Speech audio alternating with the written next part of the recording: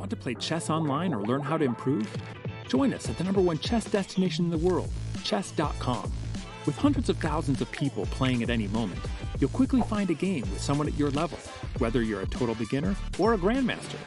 You can play games at any pace against friends, other members, or one of our many computer personalities. Chess.com makes improving fun and easy. Sharpen your game with tactics puzzles and enhance your strategy with our videos and lessons by top masters. Learn from your own games with Chess.com's easy-to-use analysis tool. Regardless of your skill level, Chess.com has all you need to take your game to the next level. Chess.com is your go-to source for chess news, live coverage of tournaments, events, and everything in between. Experience Chess.com anytime and anywhere, whether you're at home on your computer or on the go with our mobile apps. Signing up is free and easy, so what are you waiting for? Join Chess.com today.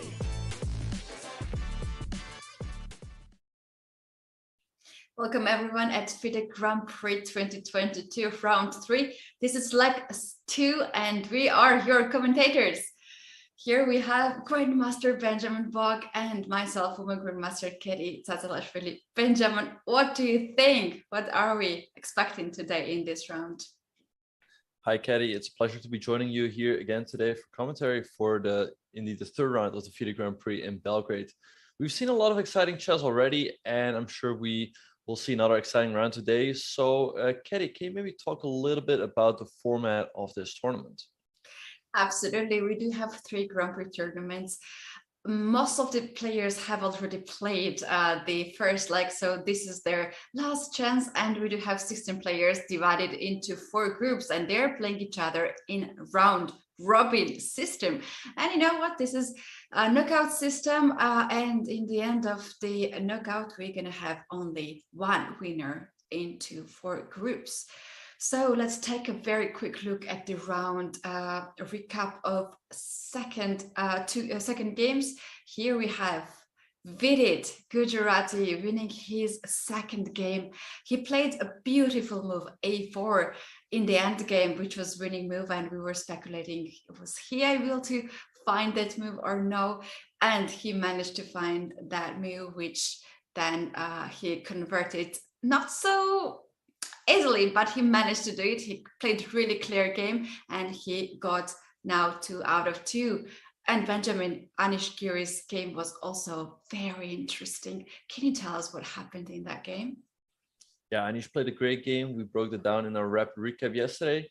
He sacrificed a piece multiple times against Nikita Vujigov and eventually checkmated. He made a brutal attack. And last but not least, MVL, he got into some trouble again yesterday, but he found some amazing defensive resources and drew his game. So he's still on 50%. And you can visit the guide for more info about this tournament at go.chess.com/FIDE Grand Prix. And absolutely, Katie, what kind of what are the standings that we have so far? Let's take a look at the standings, and we can start from Group D. This is where MVL is one of the 4 players, together with Shahriar Mamadiarov, Yuyangi, and Alexander Pretke, who has 1 point. They have made draws. So today, I hope we're going to have a decisive result in this group. Although we have a lot of interesting games happening in Group B, where Anish Giri takes the lead with 2 out of 2, and also Group C, Vidit takes the lead 2 out of 2, and today will be very interesting match. What happens in Group B, Benjamin? Yeah, in Group B, Anish Giri is playing with the black pieces against Pentala Harikrishna. As you mentioned, Giri has a 1-point lead, so if Harikrishna wants to have chances of winning the group, he is already in sort of a must-win situation. As you mentioned, Vidit also has a 1-point lead in Group C, so it's also already a must-win game, I think, for Report. I mean, the groups are very short. It's only 6 rounds, and you have to win. Only first place counts. If not, then your chances are practically over. And yeah, so lots of exciting games, and you can also vote yourself. So don't forget to vote on the result of today's games. Go to chess.com/events, navigate to the tournament, select the game, click vote, and guess the results. Voting ends after the 10th move of each game, so don't miss out. Yes, that's something that we also do usually, just to check out who people think gonna win the game today. So don't go anywhere, because all the actions will start very soon, and we'll be back right before they make the first move. So please don't go anywhere.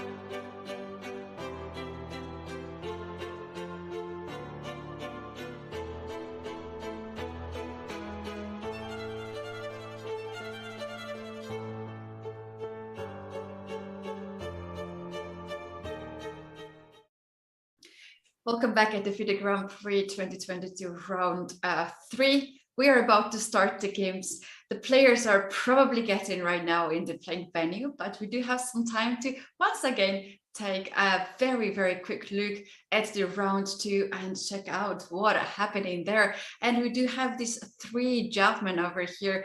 And the heroes of round 2 is Vidit and Anish managed to have the clear and absolutely beautiful games, and MVL on the other hand saved his 2 games in a row. The first game he faced Alexander Pretke. He had very bad position. He had to play really weird moves like Queen B1 and then hold in the end game, but he managed it. And the second game yesterday was absolutely crazy against Shahriar Mamediro. If you haven't seen that yet, go to YouTube channel of chess.com and check out the rapid recap, which we had these games also there, and you can check the other games and whole commentary of yesterday's. So Benjamin, which game was your favorite from round 2? Yeah, I think my favorite game was really Anish's game. He played a great game to beat Nikita Vichigov and take a 1-point lead in the group. But yeah, as you mentioned, MVL is showing that he has great defensive skills. However, to win this group, he will also need to win games. And he cannot afford to get into bad positions every time, because at some point, you know, things are not going to go his way anymore. So I'm very curious to see what he will try to do to come back, you know, to try and take the lead in the group. He has already played 2 white games, so that means that he only has one white game left with 4 more rounds to go. So it will not be easy for him, but nobody's really running away in the group. We'll see if maybe Shaq can get going at some point. But I think that group is probably going to be the closest. I think it's quite likely that we will see a tiebreak there at the very end. Yeah, we might see the tiebreak in the end of the group, as all of them new players who just joined the second leg of the Grand Prix seems to take a little bit slow. We cannot really say about that because we still saw the game. Shahriar Mamediro and MVL was a beautiful and sharp game. I can see that Shahriar is the highest rated in the group, and also the player who was very sharp style of the game, and together with the universal. So we might see him shining in the group, and then we still have MVL there in the same group. I can see the first moves. Let's take a bird eye view and check out which first moves has been played the most. Let's see. I can see more D4s. Yeah, it seems that players are more switching to D4 in this round. Also a couple of Englishes, or actually maybe just one in the game between Fedoseev. Oh no, wait, there's a game between Fedoseev and Shirov, and also Vichigov against Tabatabai. But why don't we have a quick look in the game between Yu Yang against MVL? Both players are tied for the lead, so to speak. They're still on 50%.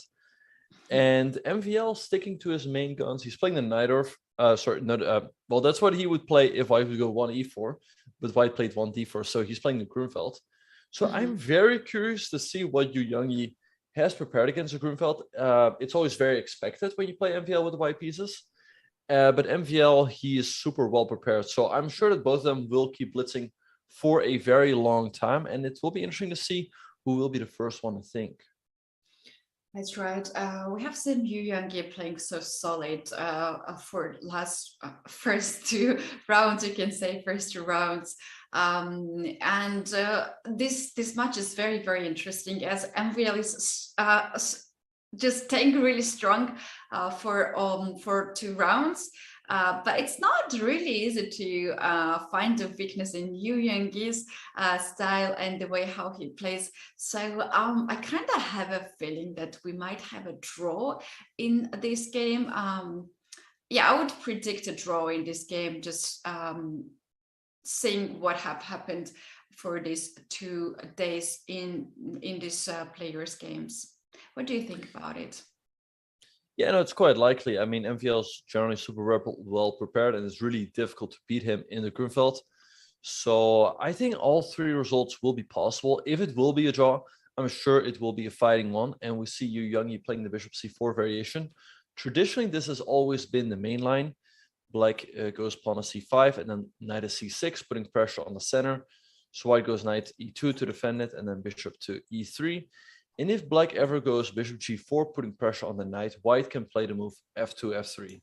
So I'm very curious to see where where one of the players will be surprised. I mean, once again, they're following the main lines, knight c6. And after white plays the move bishop e3, here black has a lot of options. So black, we can wait for the move bishop e3 to happen on the board, because I'm sure it will happen shortly. Just wait for it. Wait for it. Let's wait. Let's wait. Yeah, there it is. It just happened. Right. So here, after the move bishop e3, black has a lot of options. Bishop g4 is an option to put pressure on this knight. White goes f3. So bishop g4 is one option. Black could also play queen c7 on move 10, keeping an eye on the bishop on c4. Black can play moves like bishop d7. b6 is very much a move. I think also knight e5. So we'll see which one MVL will choose. And then, okay, so he's playing b6. 6. It goes with b6. Also quite a common move for Grunfeld in general. But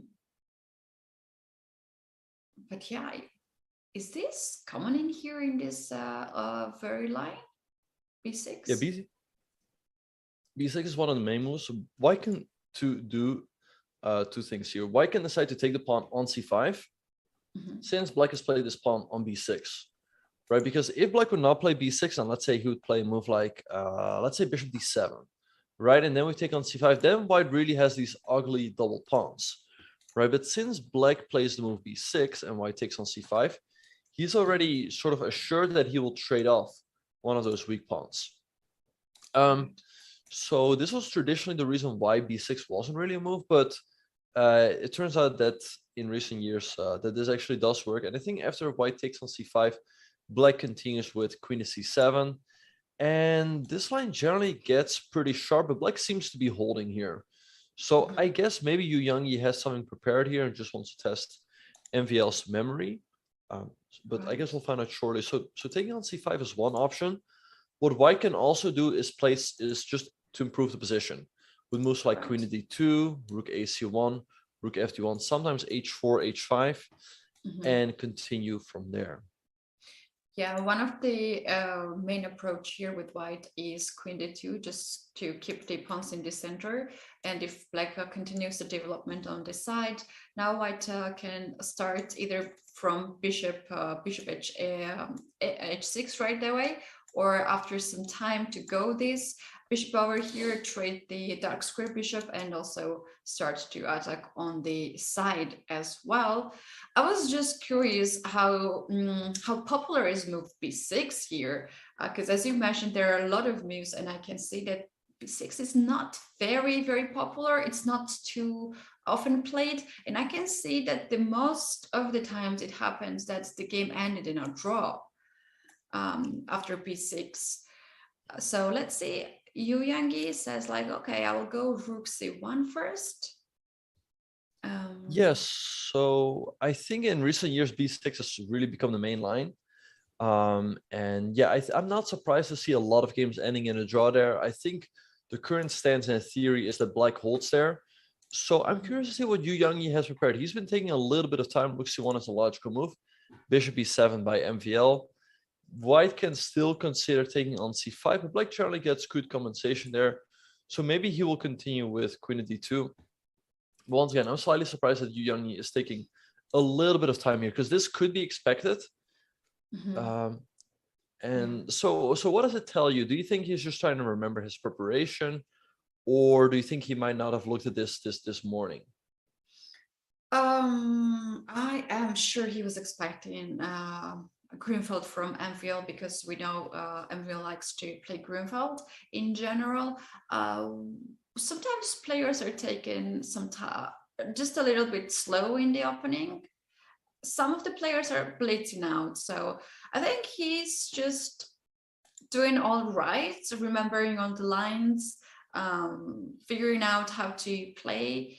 I also like to just make sure that I'm playing right in Greenfield when I'm with white. So I need to figure out if I'm choosing the correct plan, because we saw here different plans. We saw here h4, h5, we saw here queen d2, bishop here. And there's also some idea like to close the center with d5.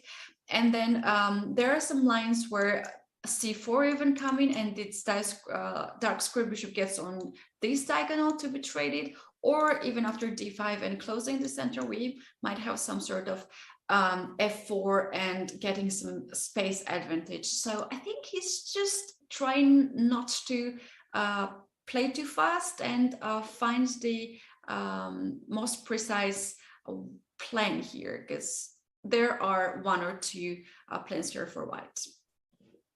Yeah, I think that's quite likely. It could also be possible that maybe he was trying to remember the move order after the move b6. Maybe he was thinking, wait, was it rook c1 here first or bishop b5?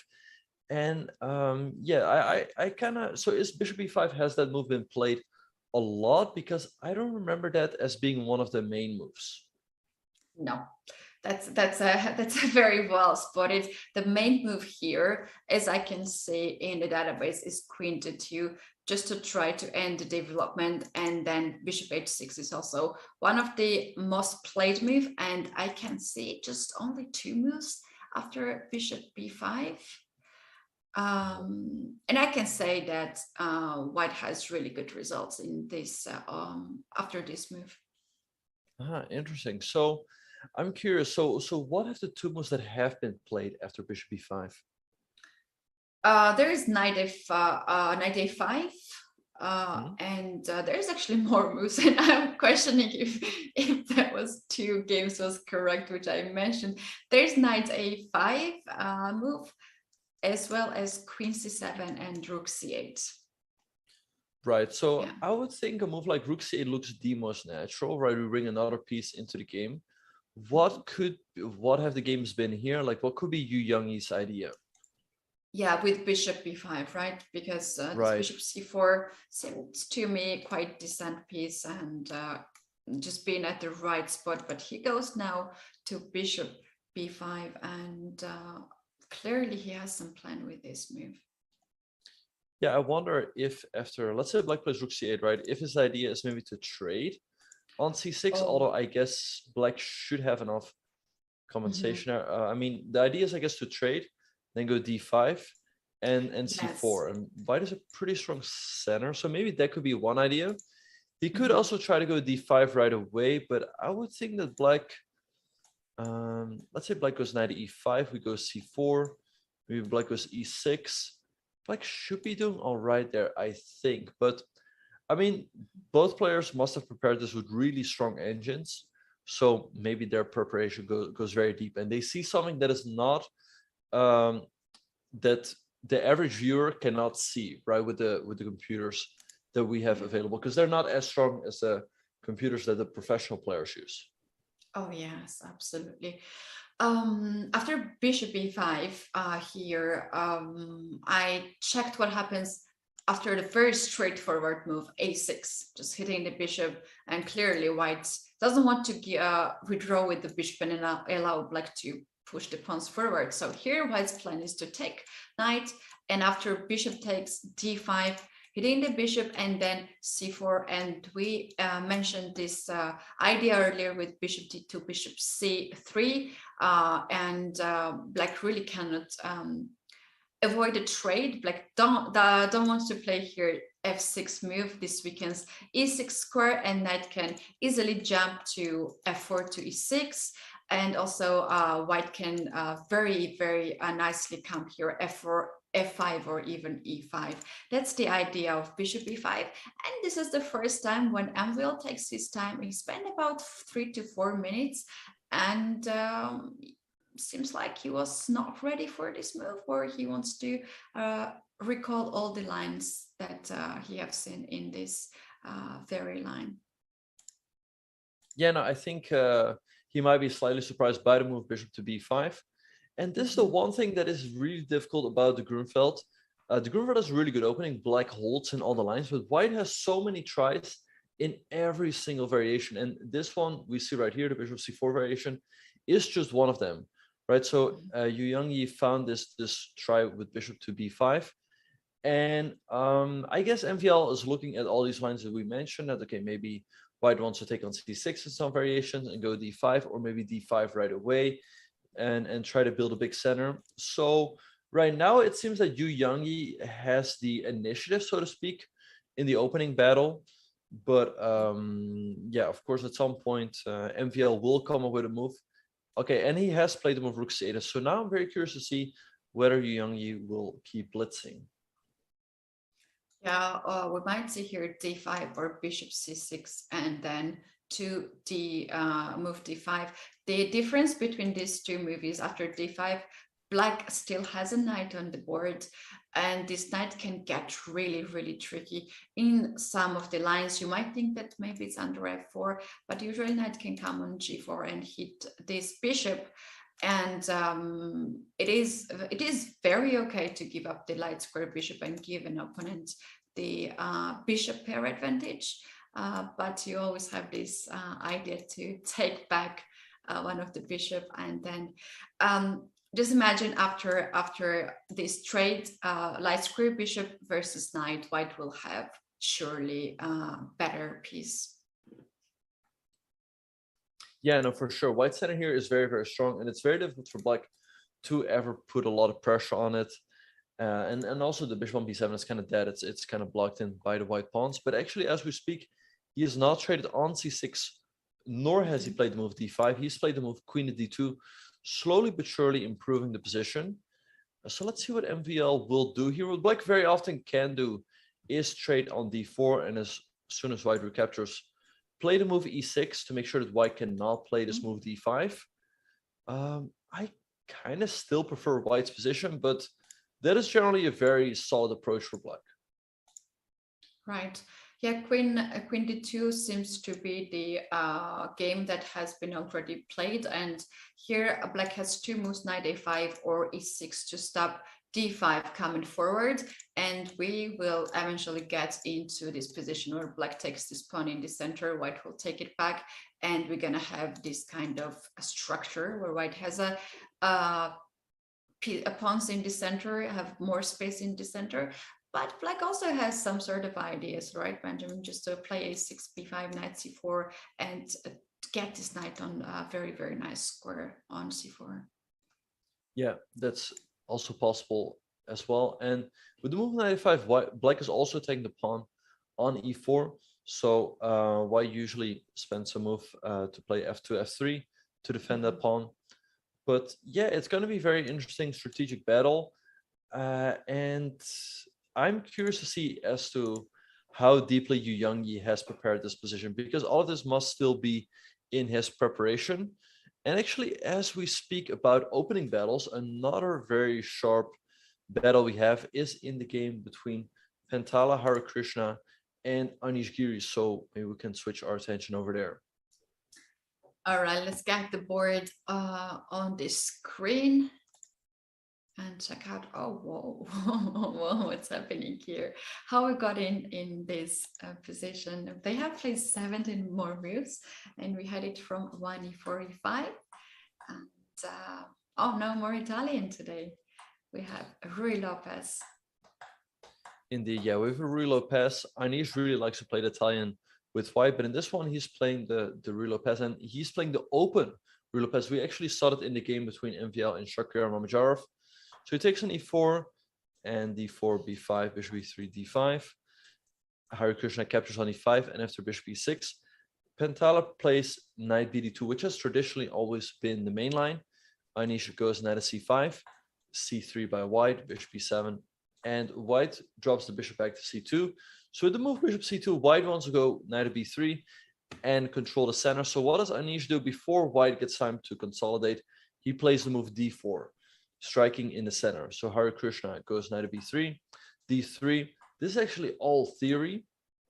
White goes bishop to b1, black trades on b3, white recaptures. And here we have a very interesting position, which is that the pawn on d3, it's always a question like, is this a strength? Is this an asset or a weakness, right? On one hand, the pawn is always kind of weak over there because it's so far advanced. On the other hand, it's also restricting white's pieces in a lot of variations. So Harikrishna goes bishop e3, Anish castles, bishop d4. So he's using the bishop to sort of shield it off from the defense of the black pieces. Anish goes queen at d5. Now, if you take the pawn on d3, black is going to trade, and you can take on b3.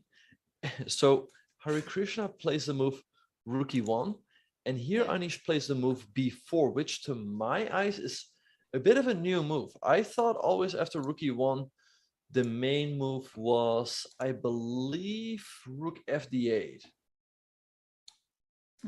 To just have backup pieces on d file, right? If white captures the pawn, you would be just ready to put up some fire on d file with taking in c5. Indeed, yeah.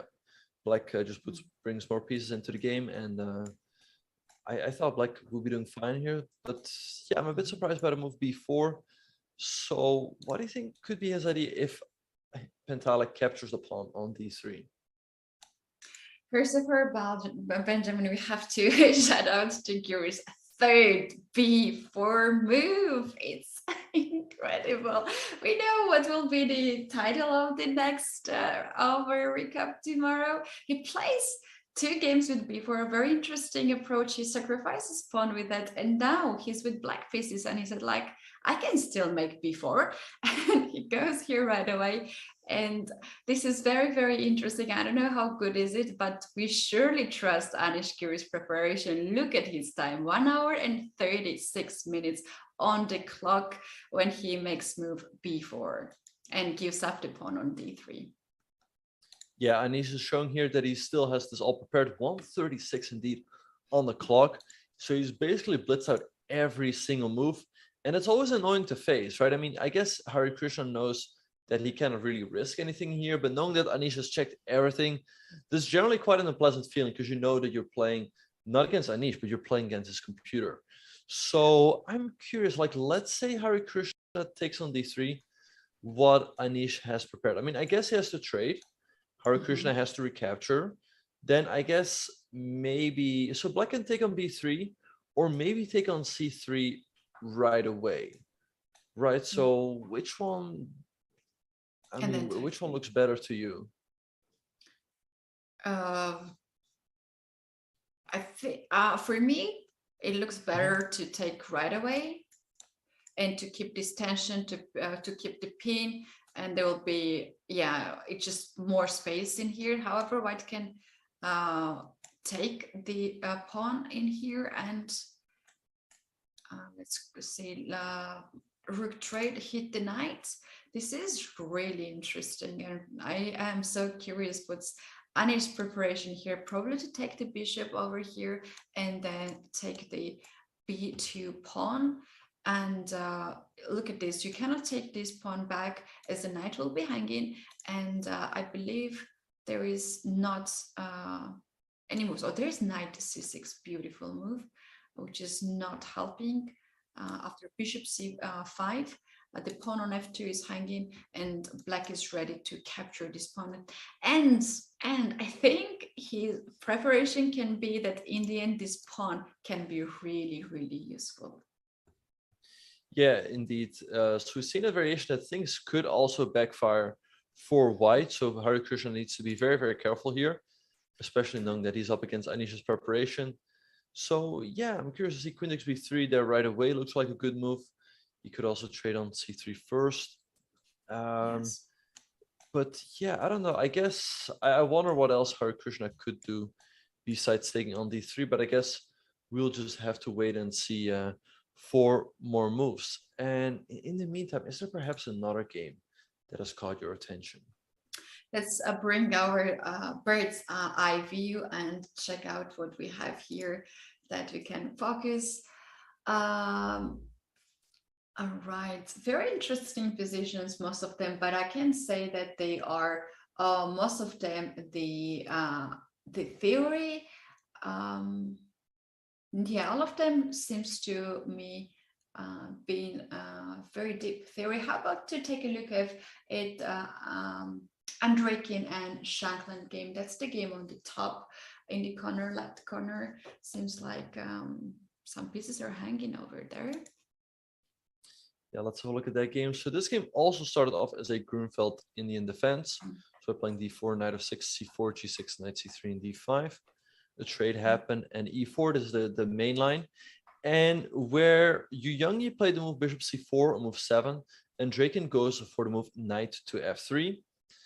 Shankland plays c5 and bishop e5 check. This has traditionally always been a bit of a sideline. I don't think this is too dangerous if Black knows what he's doing. And Sam, he is still playing very quickly, so I guess he knew all of this. So he played knight at c6, castles, castles, and Draken trades on c6 and plays queen at c2.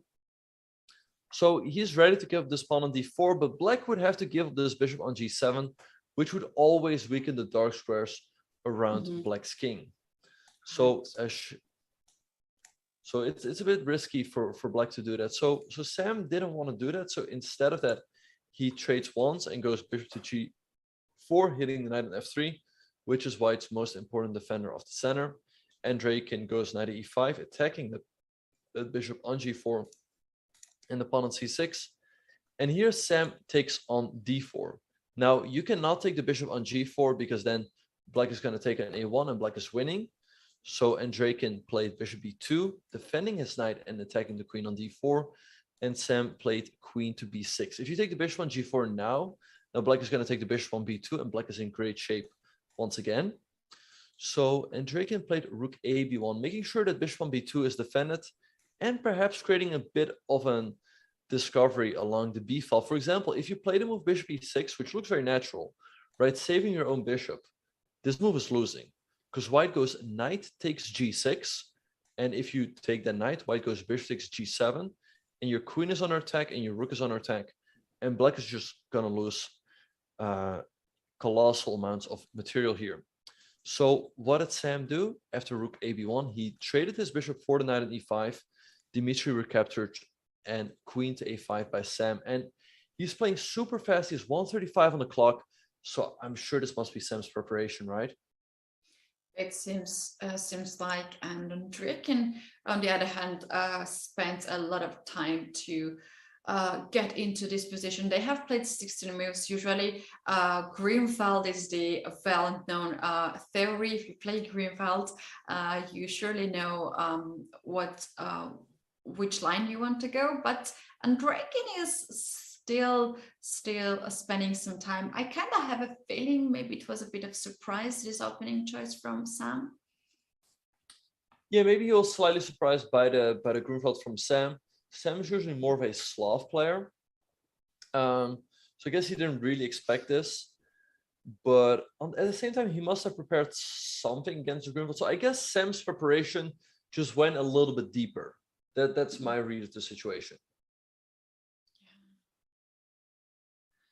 Yeah, let's see how this game continues. Now the queen attacks the bishop over here. What our viewers might ask, what happens if this bishop withdraws back, let's say at a1? It's not very active square for the bishop, but White queen wants to just pair up with the bishop and starts to hit the dark squares on the king side. How Black is going to avoid the checkmate threats?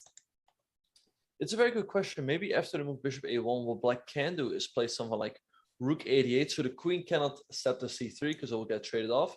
And it can also not step to the b2 square. And I mean, the position is not completely without risk for White because Black is off a pawn for the moment. Yes, the dark squares around the king are weakened and there's opposite color bishops on the board. But, you know, if Black keeps that extra pawn, then you never know. But what Black can also do as soon as the queen would land on that long diagonal is that Black always has this move f6 available to close the long diagonal.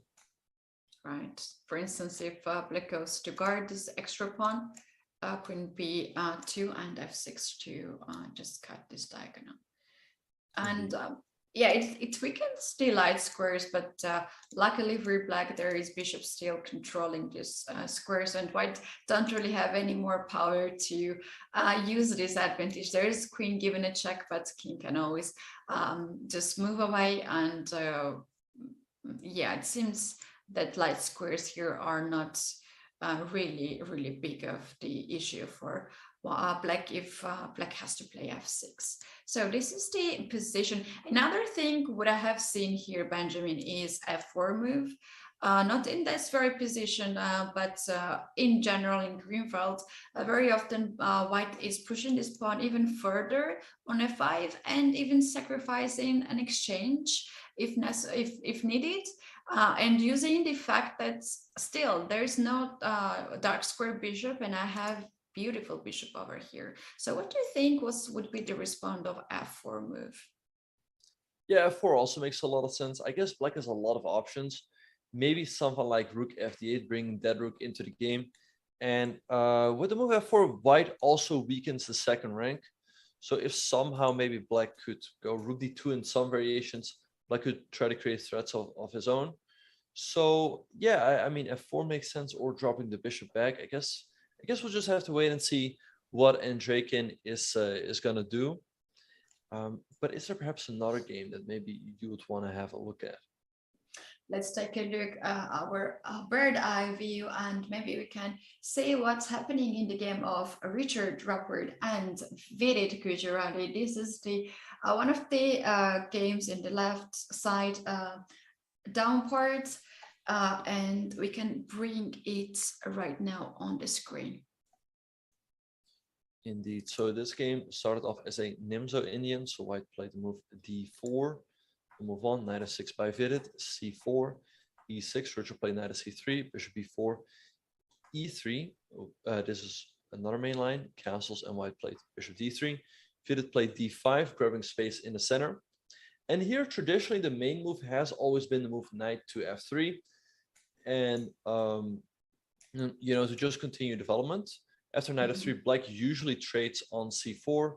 White recaptures with the bishop, and black goes c5, and very often takes on d4. And white will have an isolated pawn, but white will have some activity in return for that. But instead of that, on move 6, Richard captures on d5. And this line is always, I think, traditionally has been known not to be so dangerous for black, because black recaptures with the e-pawn.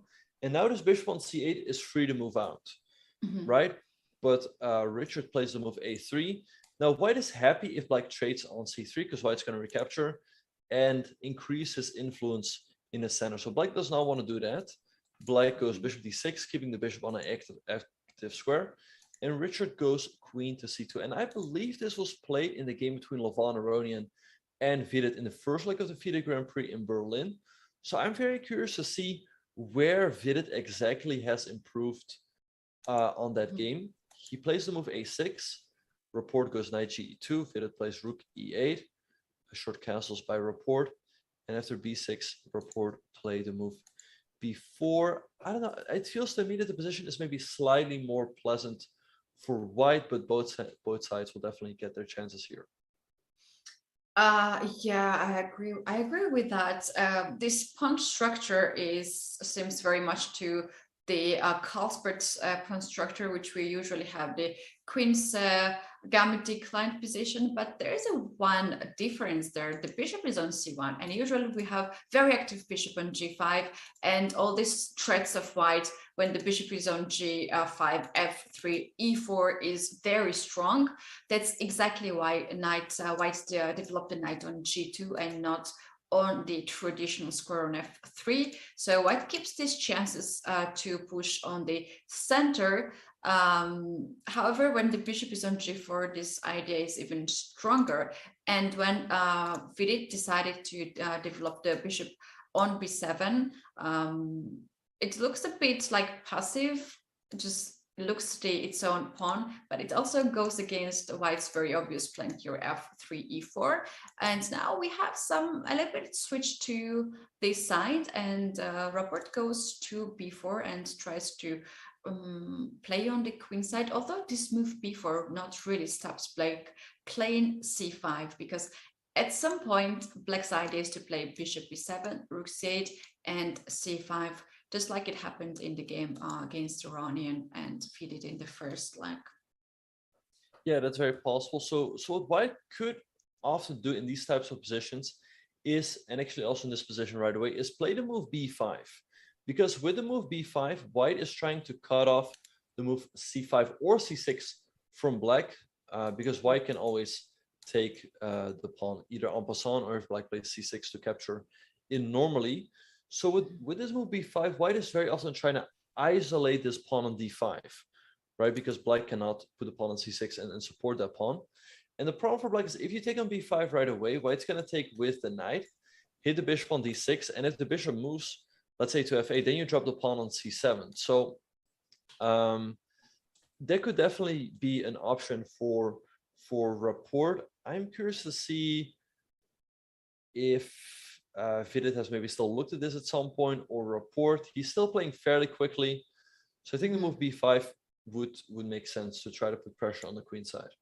Yeah, I like this position, especially if black ignores this and plays a5, then this main plan, which we just mentioned, c5, would be always met by b takes c5 ampersand, and the pawn on d5 will be isolated. Another b6 pawn is also not very healthy looking pawn, and white can have really nice game, having b5 very beautiful post here is in front of the pawn.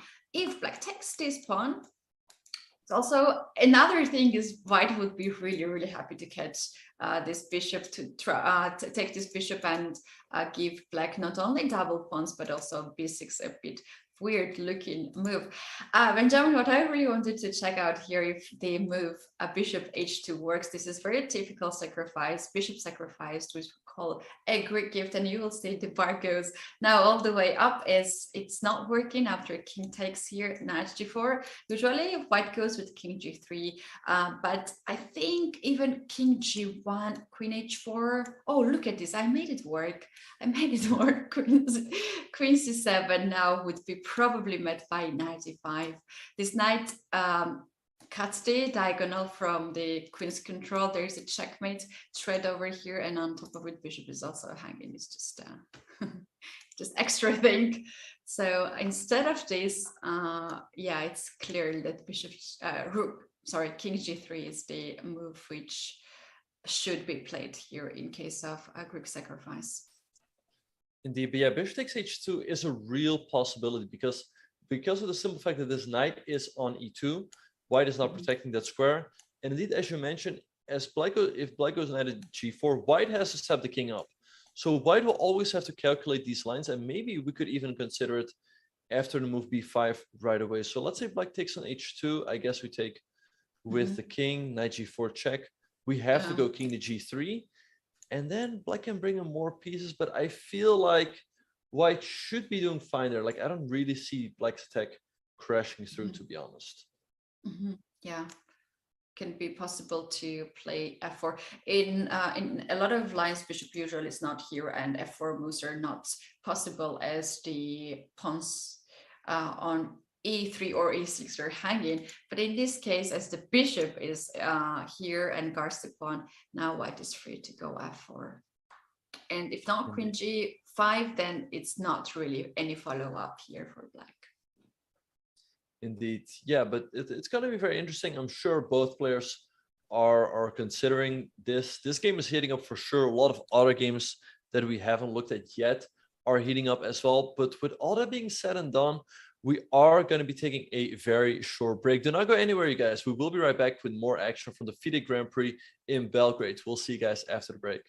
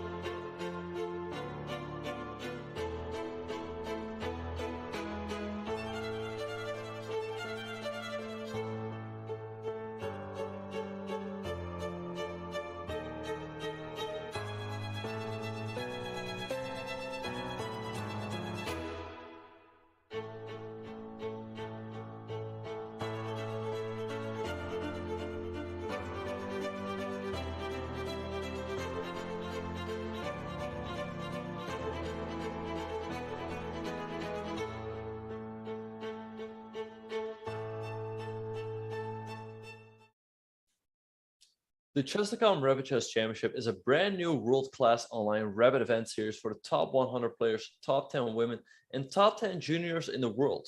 Watch as the very best compete for their share of $20,000 each week, culminating with a $150 prize finals in late August. It all gets going at 9 a.m. Pacific on the weekend of Saturday, February 12th, right here on chess.com.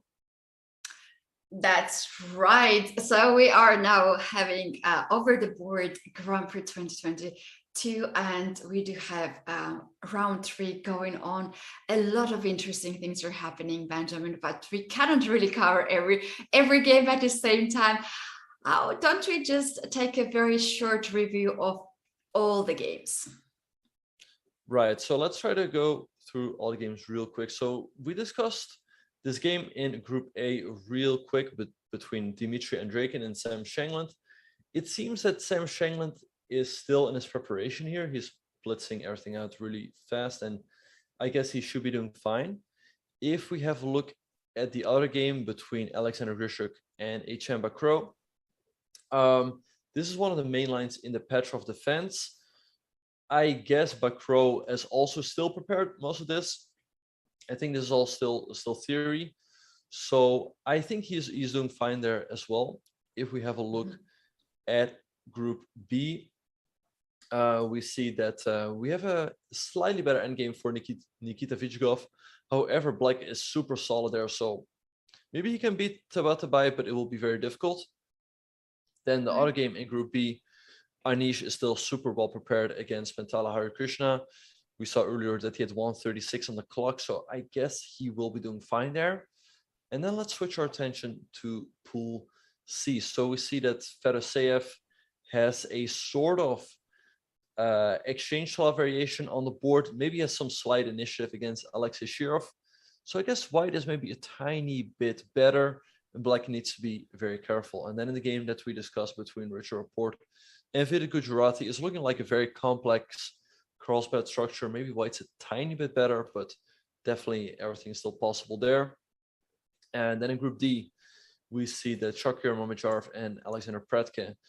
Shakhriyar has, a little bit of pressure in the center, but Black is very solid. So we'll see whether Shakhriyar can create real problems or if Predke will be able to neutralize White's initiative. And then in the game between Yu Yangyi and MVL, we see that Yu Yangyi is still in his preparation, and it will be very interesting to see when he will be on his own. Ooh, that was all the games. Thank you very much, Benjamin, to put down all of them together. And we have to now pick one game, and I cannot ignore this pawn on e6 in the game of Harikrishna and Anish Giri. Harikrishna says like, okay, you are well prepared, but I might be also well prepared or smart enough to make some fancy moves like e6. How we jump there and check out what is this move e6 and what happened after b4. Yeah, let's have a look at what has happened. So b4 was the move that Anish had still prepared. Harikrishna took the pawn on d3. Anish traded, and after queen recaptured, he played b takes c3. Harikrishna recaptured, and then Anish took the pawn on b3. Here the problem is you cannot take the pawn on a6. Because if you take the pawn on a6, Black has this tactic, knight to b4, forking the queen and the rook, and this knight cannot be taken because if you take it, you'll lose your queen on d3. So that was a little tactic that Anish had prepared. So I guess maybe Harikrishna was hoping to throw him off with the move e6, but guess what? Anish is still blitzing and has just played the move f takes e6. And I don't know. I don't really see how e6 would help would help White, to be honest, right? Like Black just takes the pawn. Yeah, that's a good point. There's Black is just now capturing a pawn, and this pawn is well guarded by the queen, and the White can't really capture it back. So I'm sure Harikrishna has here something in his mind. That's why he sacrificed a pawn. But what really got my attention in this game is Anish Giri still has 1 hour and 36 minutes on the clock. That could be really hard for many players, including myself, when my opponent is blitzing out at the move 21. So this is not move 10 or move 5, he's move 21, and you make this move, you think that, okay, I'm taking you out from your preparation because this is the move, you don't probably expect it. But Giri said, like, dude, I work hard, I see all the lines, and this is something that I have in my home preparation as a main line. So what's happening here, Benjamin? Yeah, and as you mentioned, Anish works super hard. He has every single line prepared in every single opening. And yeah, I wonder what the idea is behind sacrificing this pawn. Maybe Harikrishna wants to go queen to e4, hit the knight on c6, and eventually try to get the pawn back on e6. But I mean, let's say Anish plays moves like queen d5, right? Just white can take on e6, but the endgame should just be completely equal, I guess. I mean, white takes on e6, but let's say black goes bishop d6, right, to block off the sixth rank. I think black should be doing completely fine. So maybe e6 was already a little bit of a bailout from Harikrishna. Maybe he's just saying like, okay, Anish has everything prepared. I just want to make I feel like I should just try to make a draw here. But actually, as Anish has recaptured, he goes for the move queen e2, which does the same job. It's taking the pawn on e6, but it's not hitting this knight on c6. So maybe now Anish can spend a move so that as soon as Harikrishna takes on e6, he has improved his position already a little bit. Yeah, there's a big difference between queen e4 and queen e2, and the difference is that the knight is not hanging, and black is not really forced to play queen back move or move away with the knight, and black can make a move, I don't know, something even like a5 to push this pawn just a bit further, or improve the bishop's position and bring this bishop the place you probably will bring after queen takes the pawn. So this is a little bit easy to go on black here, but he also made this move quite fast, queen e2. Yeah, he played queen e2 pretty quickly. I guess he expected pawn takes e6 from Anish, so he was already thinking on his time how he would respond. But I'm going to make a prediction. I think that the move queen e2 will take Anish out of his preparation, because it doesn't look really that dangerous for black, right? I mean, white is threatening to trade on e6. And as we saw earlier, the endgame should always be completely fine for black. So maybe, as you mentioned, just a move like a5. And I guess if white trades on e6, you know, the endgame is not without risk for white. Black could also be better there, I think. Yeah, with this pass pawn here being already almost on the half of the board, you can feel really strong, as especially there's not any major weakness here for black, and white's pieces are just not really hitting any of black's weaknesses on square. So after queen e2 here, what white also tried to do is to step down a bit and then to trade the pawn on e6. So if white has a choice to capture this pawn or the other pawn on the board, I think white would take this one, because in the end game, this passer here can be a real power, and white could put a bit of effort to stop it, because you see a4 now is not easy to stop, and the pawn can get all the way to a3, and from d6 this bishop supports it, and it would be very, very, very hard to play that position with white when the pawn is already on the third rank and being so close to be promoted. Indeed. So I'm sure Anish must be considering that move a5. I wonder what Harikrishna has in mind there. It's too early to say that black, you know, has real winning chances here. I think it's still most likely that this game will somehow end in a draw, right? A lot of pieces are getting traded off, but I mean, Anish can be quite happy about the outcome of the opening. Once again, it seems that he had everything prepared, and now he should be doing fine. So I guess maybe we can bring up all the boards again. And is there maybe another game that you feel that we should check out? I would suggest to check out the game of Vitugov and Vitabai. This is the position without queen, so some can call this already an endgame, as we have few and few pieces on the board, but very interesting position, and I think very a strategical position here, as black has two double pawns on f file, and usually those pawns are extremely weak. But Tabatabai found a way to bring the king all the way to f6, and he tries to guard the pawns in that way. So let's see what happens in this opening. Yeah, so it started off as in English with a move on c4, but it very quickly transposed into a queen's gambit declined. And after knight f6, they traded on d5 and bishop g5. And this move, bishop f5, has traditionally been known to be a bit dubious, because white goes queen f3, hitting the bishop has to move. And then white trades on f6 and gives black these double pawns in the endgame. However, recent theory has shown that black is very solid here and should probably be fine. So black goes for a very quick f5, as just to show it real quick, to hit the knight on h4. You don't ever really want to trade on g6, because black is going to recapture with one of the pawns and fix his pawn structure. So Vichigov drops a knight back, and now this bishop on g6 is kind of blocked in by its own pawn on f5.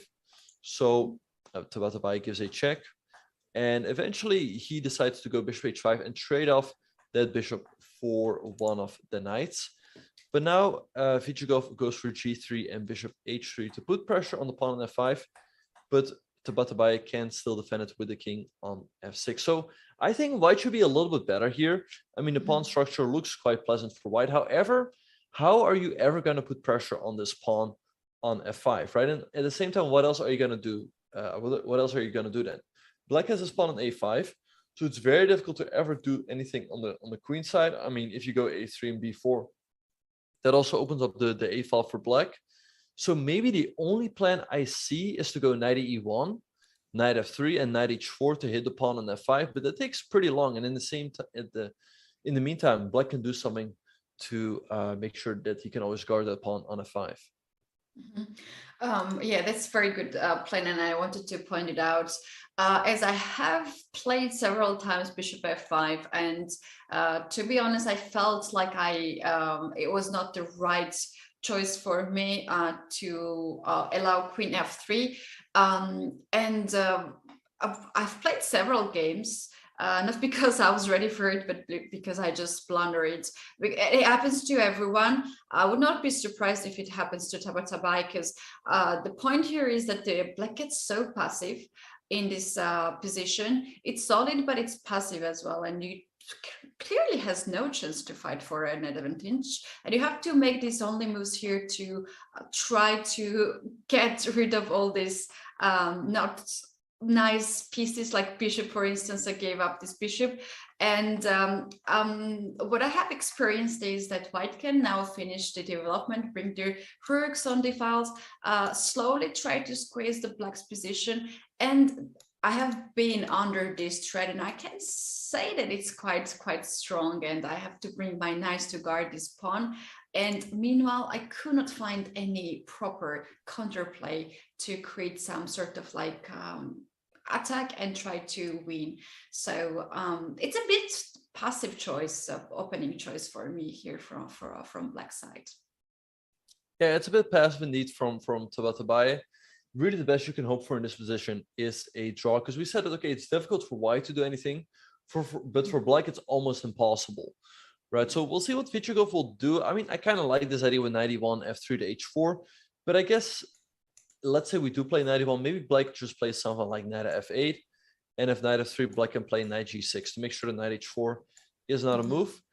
And as we mentioned, it's really difficult for white to do anything. However, Vichigov is really an expert in these types of positions. He's really good at squeezing out the opponent. So we'll see how he will try to put some pressure on Tabatabai here. Yeah, we keep the eye on this. Don't we now bring the bird eye view back and check out the other positions if we do have any development, and we can take a look now to the position of Fedoseev and Shirov, as none of the players has castled yet at this point. So that's the game, left side down in the corner, and we can jump over there.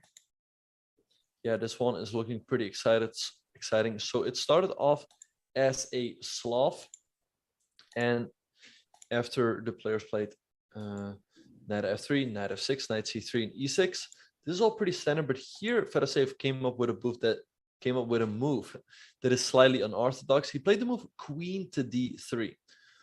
And after the move queen d3, Alexei played the move b6 to try to go bishop a6 very quickly and put pressure on the pawn on c4 and the queen on d3. So what did Fedoseev do? He took on d5. Shirov played bishop a6, hitting the queen. Queen to c2. And after Shirov recaptured, White played the move bishop f4. The bishop was always sitting quite active on this diagonal. So Shirov continued his development with the move knight to d7. And Fedoseev played queen a4, hitting that bishop on a6, which is not easy to deal with, right? Because if you play, let's say, bishop b7, White has the move. White maybe has to move knight b5 to try to go knight c7 very quickly. So Shirov played queen to c8 to just defend the bishop on a6. And here came knight e5 from Fedoseev, activating this knight. And it's not an easy move to deal with, because let's say you play bishop b7, right? Which looks very natural. You want to continue your development. White has the extremely annoying knight to c6. And you don't want to let White take on e7, because then you have to recapture the king. And your king is always going to be very weak over there. Also, White controls all the dark squares. And what else are you going to do, right? I mean, this bishop doesn't have any squares. So I guess Shirov will have to do something else and not bishop b7. Right, to delay a bit of the development on the queen side. But for me, this is really annoying if from looking at the black's perspective, to have this pin and not to have a chance to get out of this pin or just decrease the tension on this file. Very often in this Slav exchange Slav defense position, White comes on c file, and Rook also gets very active. Very often Rook goes on the 7th rank to increase the pressure over here. And Black has sort of problems in the development. I have seen some moves like bishop g5 as well, which straightforward hits the knight here on f6 and forces Black to make some unnecessary moves. White can here develop the bishop with e3. And White is not, actually, it's not really worrying to lose the rights of the castle, as Black is going to weaken the light squares here. And very often there are moves like Rook c1, Knight jumps back, and Rook gets on the 7th rank, Knight gets on c6, and it gets really, really bad for Black. So Black has to play very careful now, and Black has to avoid these very simple moves. And you look at this, he goes with b5. He wants to straightforward make any changes in this position and not allowing White to activate even more and more. Indeed, he goes for the move b5. It's a pawn sacrifice. I guess if White takes that pawn with the knight, his idea is to trade. And after the queen recaptures, to play the move rook to b8, attacking the queen. And let's say the queen drops back to a4. Black now has the move bishop b4 check. And White doesn't have an easy way to deal with it. He will have to move the king. So I doubt that taking the pawn on b5 is a good idea. Instead of that, maybe White should just play a move like queen to a5 to keep the pressure in the position. What do you think? I like this move very much, and it makes move b5 so bad. It is a nice provocation, but the calm move like queen a5 stops Black's ideas here, and next e3 will hit the pawn here on b5, and it's gonna get really, really serious. I am so curious what happens after b4 if Black decides to go all with this ball all the way. Well, I guess if Black goes b4, maybe now we go knight to b5, because if Black takes, we recapture with the queen. Black can still play the move rook to b8, but here if we go queen a4, there's no bishop b4 check, and White's initiative can become very, very strong here. You can go rook c1 very quickly, e3 with a lot of pressure on the queen side. Also, this bishop on f4 is always hitting the rook on b8. So, and actually, as we speak, the move queen a5 has been played by Fedoseev. So I think this looks pretty pleasant for white. It looks very pleasant for white, and very often in exchange Slav defense, if black loses one tempo, it can be quite crucial for black, as there's only one open file and white is just very quick to get it, and also c6 square very often gets useful for white pieces. And now I really wonder what's the follow-up from Shirov, as he's spending really a lot of time, and we cannot say this is his own preparation. No, Shirov is definitely out of his preparation. He's down to 56 minutes. So besides that, the position on the board looks quite difficult for him. Also, he's down on the clock. So I give Fedoseev pretty good chances to win this game. He is 1 point behind Vidit, so he also needs to try and catch up. Or no, wait, actually, he might be 1.5 points behind Vidit. So he definitely needs to win this game then if he wants to have any chance of winning the group. Yeah, that is right. Let's now try to cover another game. I think we have not seen the game of Shahriar Mamedov against Pretke. We can see that game down there on the right side, and you can see that some of the pieces are already off the board. So let's very quickly go to that game unless they finish it. Okay. Right, so this game started off as a Ragozin, so white opened up with 1d4, knight f6, c4, e6. So white played the move knight f3, avoiding the Nimzo. Black goes d5, knight c3, and black plays bishop b4, and this is known as the Ragozin defense. White goes bishop g5, and black castled, and after e3, black played the move c5, creating a lot of tension in the center. White traded on d5, black recaptured, and bishop e2, black goes h6, and after white took an f6, he recaptured with the queen, and white castled. So now after the move castles, white is ready to capture the pawn on d5. So Predke traded off that knight for his bishop. White recaptured, and black played the move bishop e6, bring the bishop into the game, making sure d5 is always nicely protected. So Shahriar played the move knight e5. I guess with the move knight e5, he wants to go bishop f3 in some cases, putting a lot of pressure on the pawn on d5. So Predke played knight d7, and here the knights were traded off, and Shahriar took the pawn on c5. So now if black takes on c3, we take on d5, and white will remain up pawn. So Predke played the move bishop e6, and he's saying, okay, this pawn on c5 is so weak, I can get it back later, and the pawn on c3 is also weak. So Shahriar played the move queen d4. Now, of course, you do not want to trade on d4, because white is going to recapture with the pawn, and now his pawn structure is completely solidified, and this endgame is just great for white. So Predke plays the move queen e7. So he wants to try to get this pawn on c5 back later on. The question is whether white can, create problems for black and make it difficult to get that pawn back. So maybe you move like rook fb1, and let's say black plays rook fc8, right? Black is now threatening to take on c5 right away, because let's say we play a move like h3. If black goes rook takes c5, we have to move rook takes b7, and if you take, white takes the rook on c5. So I guess black should be able to get the pawn back sooner or later, but it's not that easy, and in the meantime white can create some threats.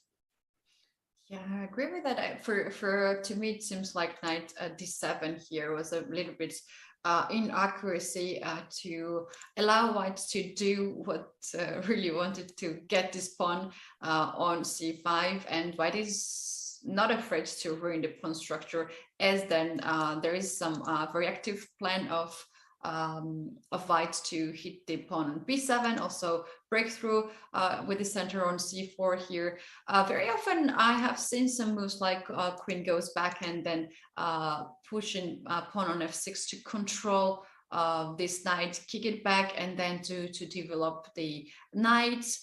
So knight e7 here, I think Shak was really happy to see this position, what he wanted earlier, and to bring this queen now on d4. After queen e7, there can be some move let's say rook b1, a or f to b1, and is there a way to start to push this pawn and try to weaken even more b7? Yeah, I really like that idea. A4 looks like a great move. Once again, if black takes on c5 with the rook, we have the stack take with rook takes b7, so that's probably not a good idea. Actually, the line does not end there. Black can take on b7 when we take on c5, and black has this move queen b2, right? Hitting the rook on a1 and the bishop on e2, so we are forced to go rook to e1, and everything seems to work out for white, because if black goes queen in d2, taking the rook, white still has this move king f1, and white remains up a pawn. So black cannot take the pawn on c5, but all of this has to be calculated. So let's have a look. So let's say black plays something like rook to c7, right, to prepare to take on c5 in the future. What we could do is maybe play a move like, well, maybe we go rook to b4, and black goes rook a c8, and then we go rook a b1. So again, white is making it difficult here for black to actually capture that pawn on c5. In the meantime, white could also play bishop f3 in some cases to take the pawn on d5. So I kind of like Shakhriyar's chances here. There's still a lot of problems for Pretka to solve here. I just remembered one of the ideas here for white after capturing c5 pawn, to bring let's bring any of the rook. It's you need really to have difficulty calculation, but I believe all the game now are going to continue on the queen side to bring rook on the fifth rank. So here black has a really hard time to capture this pawn. If you try to kick this rook from b5, you cannot do with rook bishop b7 as you are hanging this pawn. If a6 happens, this is the weaknesses that we were asking for, and now white can even try to play rook a5 and just ask black, okay, how you're really going to capture my pawn? Because if you hit my rook, I have my queen coming on b4 right now, and I have very good position. This rook here is not really stuck. Rook can anytime come back into the game, and white can now push another rook on b5. This will be hanging. c4 can come on the way, or as you mentioned, bishop f3 and rook d1 to hit this pawn, and white can really hold c5 for some time on the board. Indeed, yeah. So the position is still pretty difficult for Pretka. Shakhriyar is thinking, so he's probably trying to think how to create problems here for black. But that being said, there are some drawing tendencies. It's very likely that at some point a lot of pieces get traded off. A lot of pieces have already been traded off. So Shakhriyar needs to be extremely accurate here. If he doesn't, then Pretka will probably just neutralize and make a draw. So with that being said, is there perhaps, maybe we can bring up all the boards again, and maybe there's another game that we can have a look at. It's a very, very good idea. In the game of Fedosiev and Shirov, we have this trade of the knight and the bishop, as we mentioned. So I believe there Fedosiev keeps a little bit of pleasant position. The game that I would suggest to take a look that we have not seen so far closer is Grishik and Bakra, and this seems very, very interesting endgame.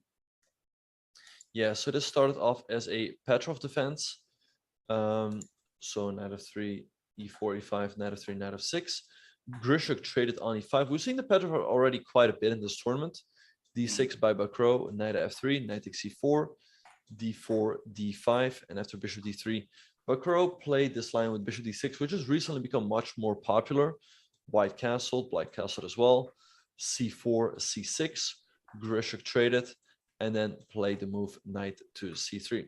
So Bakro traded on c3 and then played bishop to g4, pinning the knight. And Grishuk played the move rook to b1, putting pressure on the pawn on b7. Bakro played knight at d7.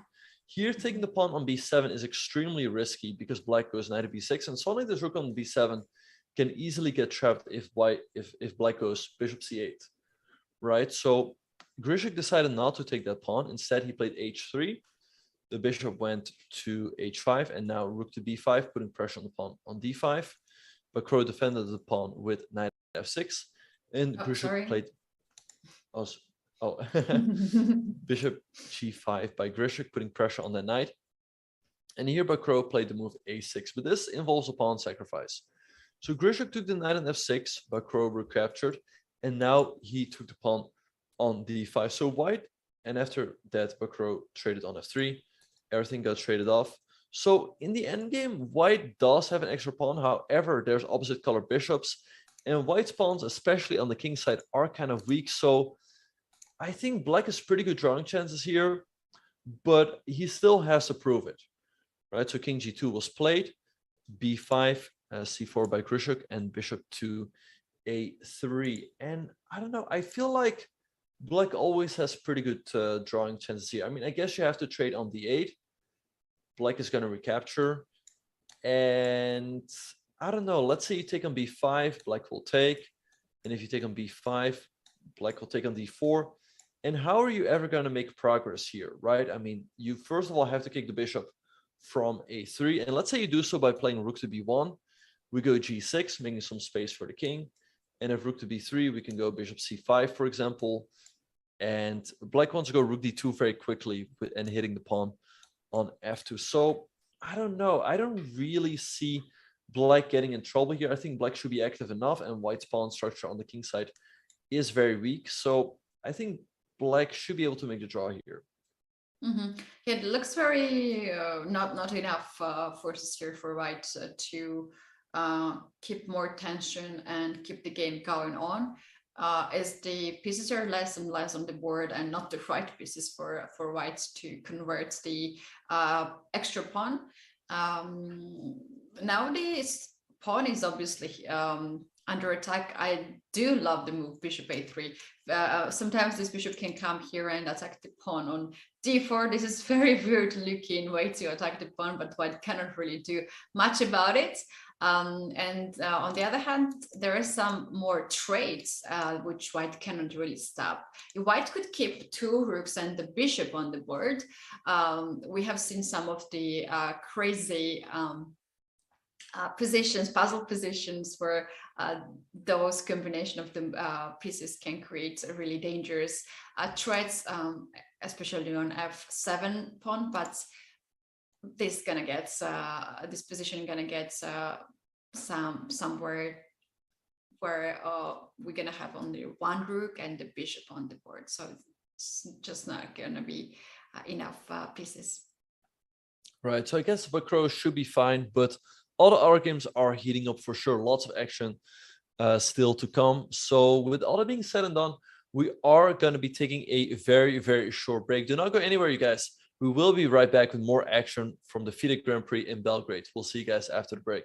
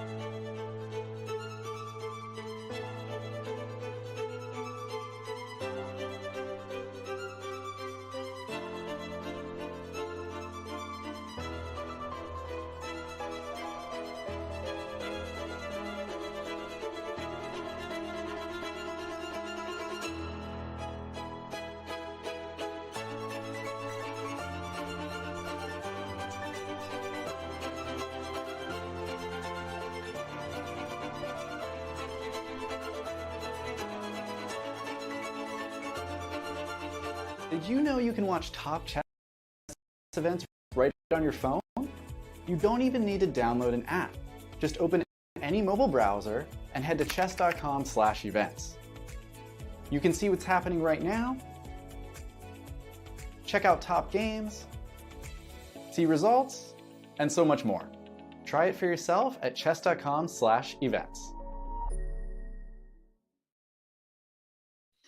Welcome back, everyone. This is FIDE Grand Prix 2022 round 3, and all the games are heating up right now as we are achieving at the middle game and the end game phase. Let's take a look at the art bird eye view and check out what is happening in the games. Yeah, the one thing that has immediately caught my eye is that Anish Giri has sacrificed his queen. Let's quickly go to that game. Oh, wow. So we thought that this game was just going to be very quiet, but he played the move a5, just anticipating for that queen trade, right? So he's already pushing that pawn off the board. And Harikrishna played the move c4 to cut off the queen's defense of that pawn on e6. But here Anish came up with an amazing queen takes f3. Now, I guess the idea is that if white takes on f3, he wants to take the bishop on d4, hit the queen on e2. Let's say the queen goes to e4. He now wants to go knight takes f3 with a check.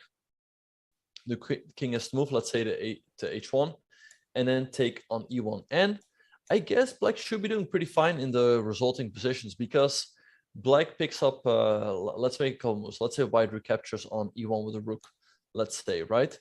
In this position, black has a rook, a bishop, and currently 2 pawns, and this a pawn is also still very, very strong. So maybe what Harikrishna has to do is take, after knight takes e1, is take on e6 first.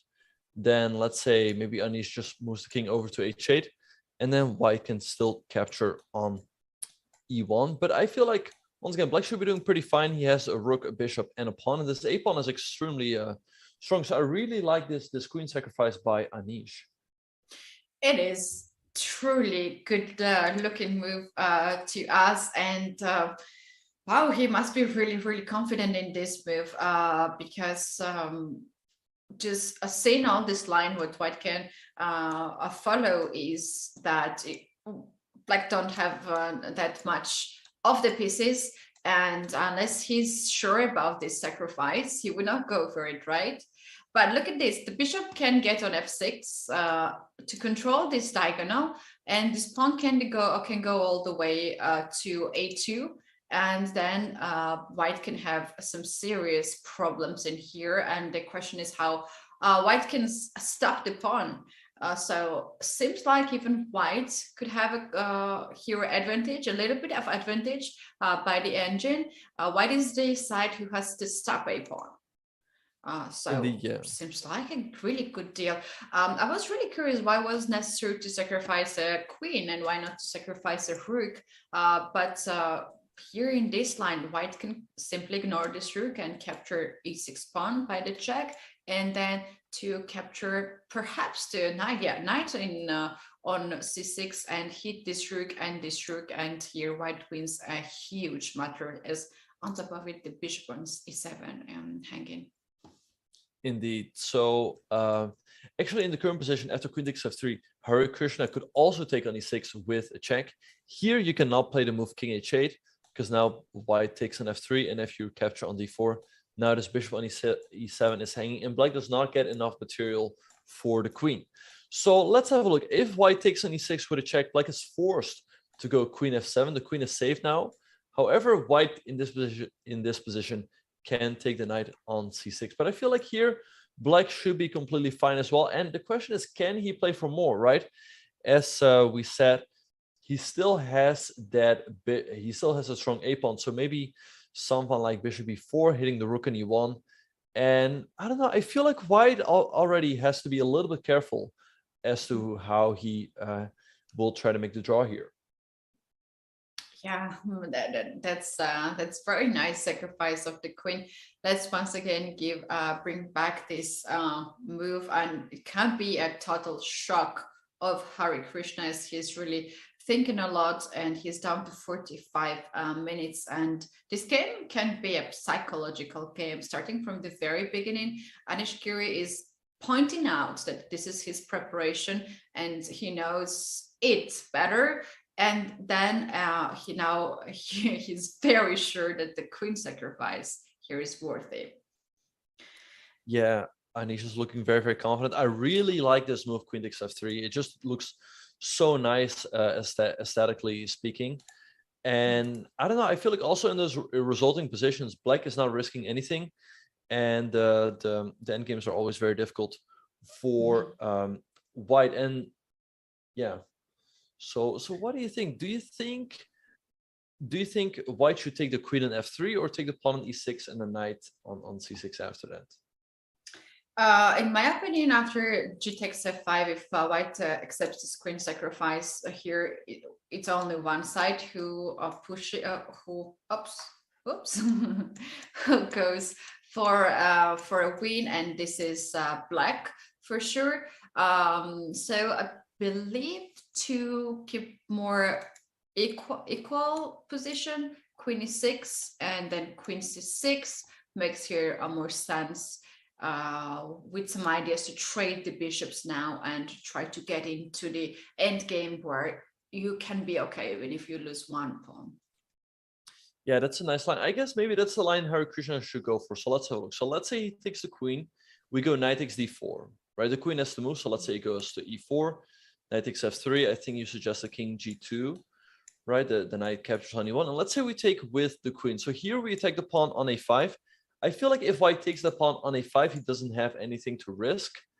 However, I guess black goes bishop b4 and he keeps that pawn on the board.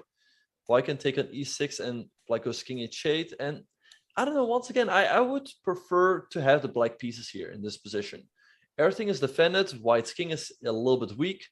So I feel like it's easier to play with black in this position. So I don't know. I feel like already Anish has taken the initiative in this game. Yeah, that's right. Black can also start to attack this pawn with rook doubling on f-file and bishop c5. And any trades, if even white managed to guard the f2 pawn with the rook and the queen, those trades would be just perfect for black, as the pawn is already pushed forward and white will find hard to stop the pawn being promoted. That's another additional plan, and there's always something like a4, a3 happening. We do have one result already, and this is the game Grishuk and Etienne Bacro. They made a draw. We actually predicted this game to end in a draw quite soon. So let's bring the board back. Yeah, so I think we left off after the move bishop a3 from Bacro. It felt like, okay, black's down a pawn, but he has very good compensation. So let's see how this game finished. So after that, the rooks were traded on d8, and Grishuk grabbed that pawn on b5. Bacro recaptured. White took on b5 and black took on d4. So white is an extra pawn, but it's really difficult to make use of this pawn on a2. Rook e1 was played by Grishuk, threatening to go rook e8. So Bacro played g6, making some moves for the king. Rook to e3, hitting the bishop. Bishop to b4. Rook e4 by Grishuk. But if the rooks come off, it's very difficult for white to ever create any winning chances. Here, Bacro played a very good move. He played bishop to c5. Grishuk played a4, rook to d2 by Bacro. Grishuk was kind of forced to go rook to e2, but here the rooks were traded, bishop e6. A nice move by Bacro. He wants to make sure that this a pawn can never push forward. And here the problem for white is that he can never really bring the king over to the queen side because black is always putting pressure on this pawn on f2. So Grishuk played f4, f5 by Bacro, and after king f3, Grishuk realized that there is no way he can ever make progress, and he offered a draw. So it's been quite a tough tournament for Grishuk. He's lost the first two games so far, and now he draws with the white pieces against the lowest seed in the group. Yeah, I agree with you that he's having a really tough time in this tournament, and also in the interview after the first game, he said that he has really hard time to focus on chess, and is not considering himself being in a good shape, which is quite sad for a chess player. This is the last leg for Krishuk, and he is truly an amazing player, and some of the chess fans could consider him to be one of the candidates of the tournament. Let's once again take a look at the score, how much he scored for at the first leg, and actually what practical chances Krishchuk has at the Grand Prix series of 2022. I mean, I'm gonna be very honest here. I think his chance of qualifying to the candidates tournament are close to 0. I mean, he scored 2 points in the first leg of the FIDE Grand Prix. So even if he would win this leg, there would probably not be enough. But I mean, he's in last place now in the group, so I think it's almost impossible for him to qualify at this point. All right, yeah, this seems really hard time for Krishchuk. And this tournament, with the game which we have seen, I kind of had a feeling that he just wanted to make a draw and to have more time to reset his mind, because this is the first time at the Grand Prix history of 2022, at least, that he has more time on the clock in the end of the game as his opponent. He has 1 hour and 20 minutes and it's the third round. So I kind of had a feeling that he was playing really fast, and the draw was a result that he would be happy just to take a day off and just clear his mind. It's truly very difficult time for many of us, but it can be even tougher for our participants. 5 of us, we have seen the interviews. I'm sure our viewers have seen the interviews too. They seem rather sad, and in every second interviews they have to apologize for everyone for the situations. It's so hard moment for them. But the rounds are just counting. This is third round, and I kind of start to worry about Krishchuk, that it can be really late for him to come back. Yeah, it will be really tough for Krishchuk. We see here the standings in Pool A, and as we see, Andreykin, Shankland, and Bakro are in the lead with 1.5 points each. However, Bakro already finished his game, and the 2 leaders, Dmitry Andreykin and Sam Shankland, are still playing. But yeah, it's going to be extremely difficult for Krishchuk to win this group. And I think, yeah, I mean, like I said before, I think qualifying to the candidates is just unrealistic at this point. Yeah, that's an unfortunate, but let's take all the boards back to our screen and check out what is happening, if we have anything interesting that catches your eye. All right, so I mean, since there was the 1 game in Group A, maybe we can quickly have a look at the other game in that group, which actually also seems to be headed for a draw. So I think we left off after Black played the move Queen A5, right on move 16.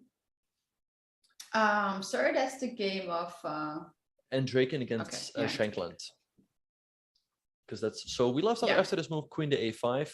Bishop C3 was played by Andreykin, Queen to C5 by Shankland, creating a bit of a pin along the C file. Queen B2.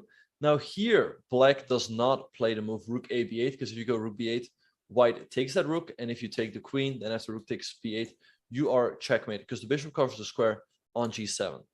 So instead of that, Sam played the move A5. Rook FC1 was played by Andreykin. Once again, he's down a pawn, but White should have plenty of compensation. Queen D6 by Sam, Bishop E5 hitting the Queen, Queen D7 and Queen C3 hitting the pawn on C6. Sam played Rook FD8, and Andreykin took the pawn on C6, Rook AC8 by Sam. The queens were traded on D7. Sam recaptured, and after Rook takes C1, he took with the bishop on D7. Now here, the move Rook D1 looks really unpleasant for Black, because you create this pin. However, Black has a very nice way of solving those problems. He has the move Rook to C8. So he steps out of the pin, and if you take the bishop on d7, black has rook c1 checkmate. So that's why you always, if you have a spare move, you want to make some luft for the king. So it seems that this game is just headed for a draw. I mean, we have opposite color bishops on the board. I don't really see anything happening here. So I guess that Andrakin and Sam Shangland will keep their lead in Group A. Right. Very often in Grunfeld positions ends in a draw, and this opening is known for that if both sides are playing accurately. Why don't we move to back to the bird eye view and check out other games? What do we have over there? The game of Fedosiv and Shurov is really, really interesting to me, as Shurov is delaying his castling, and he plays queen c2. That's the game down there on the left side. Shall we take a look at that? Yeah, for sure. That game seems to be the most sharp right now. So after Shurov played the move b5, queen a5, here's where we left off. He played the move b4, knight to b5 by Fedoseev. We saw a trade happen. And the move queen c2, which is not really what we expected. So he's hitting the pawn on b2. I wonder if white can get away with sacrificing it. Like, let's say, can we play someone like rook to c1? And if black takes on b2, maybe rook c7, is that an option? Or does black just play rook d8 and defend the knight and we don't have anything?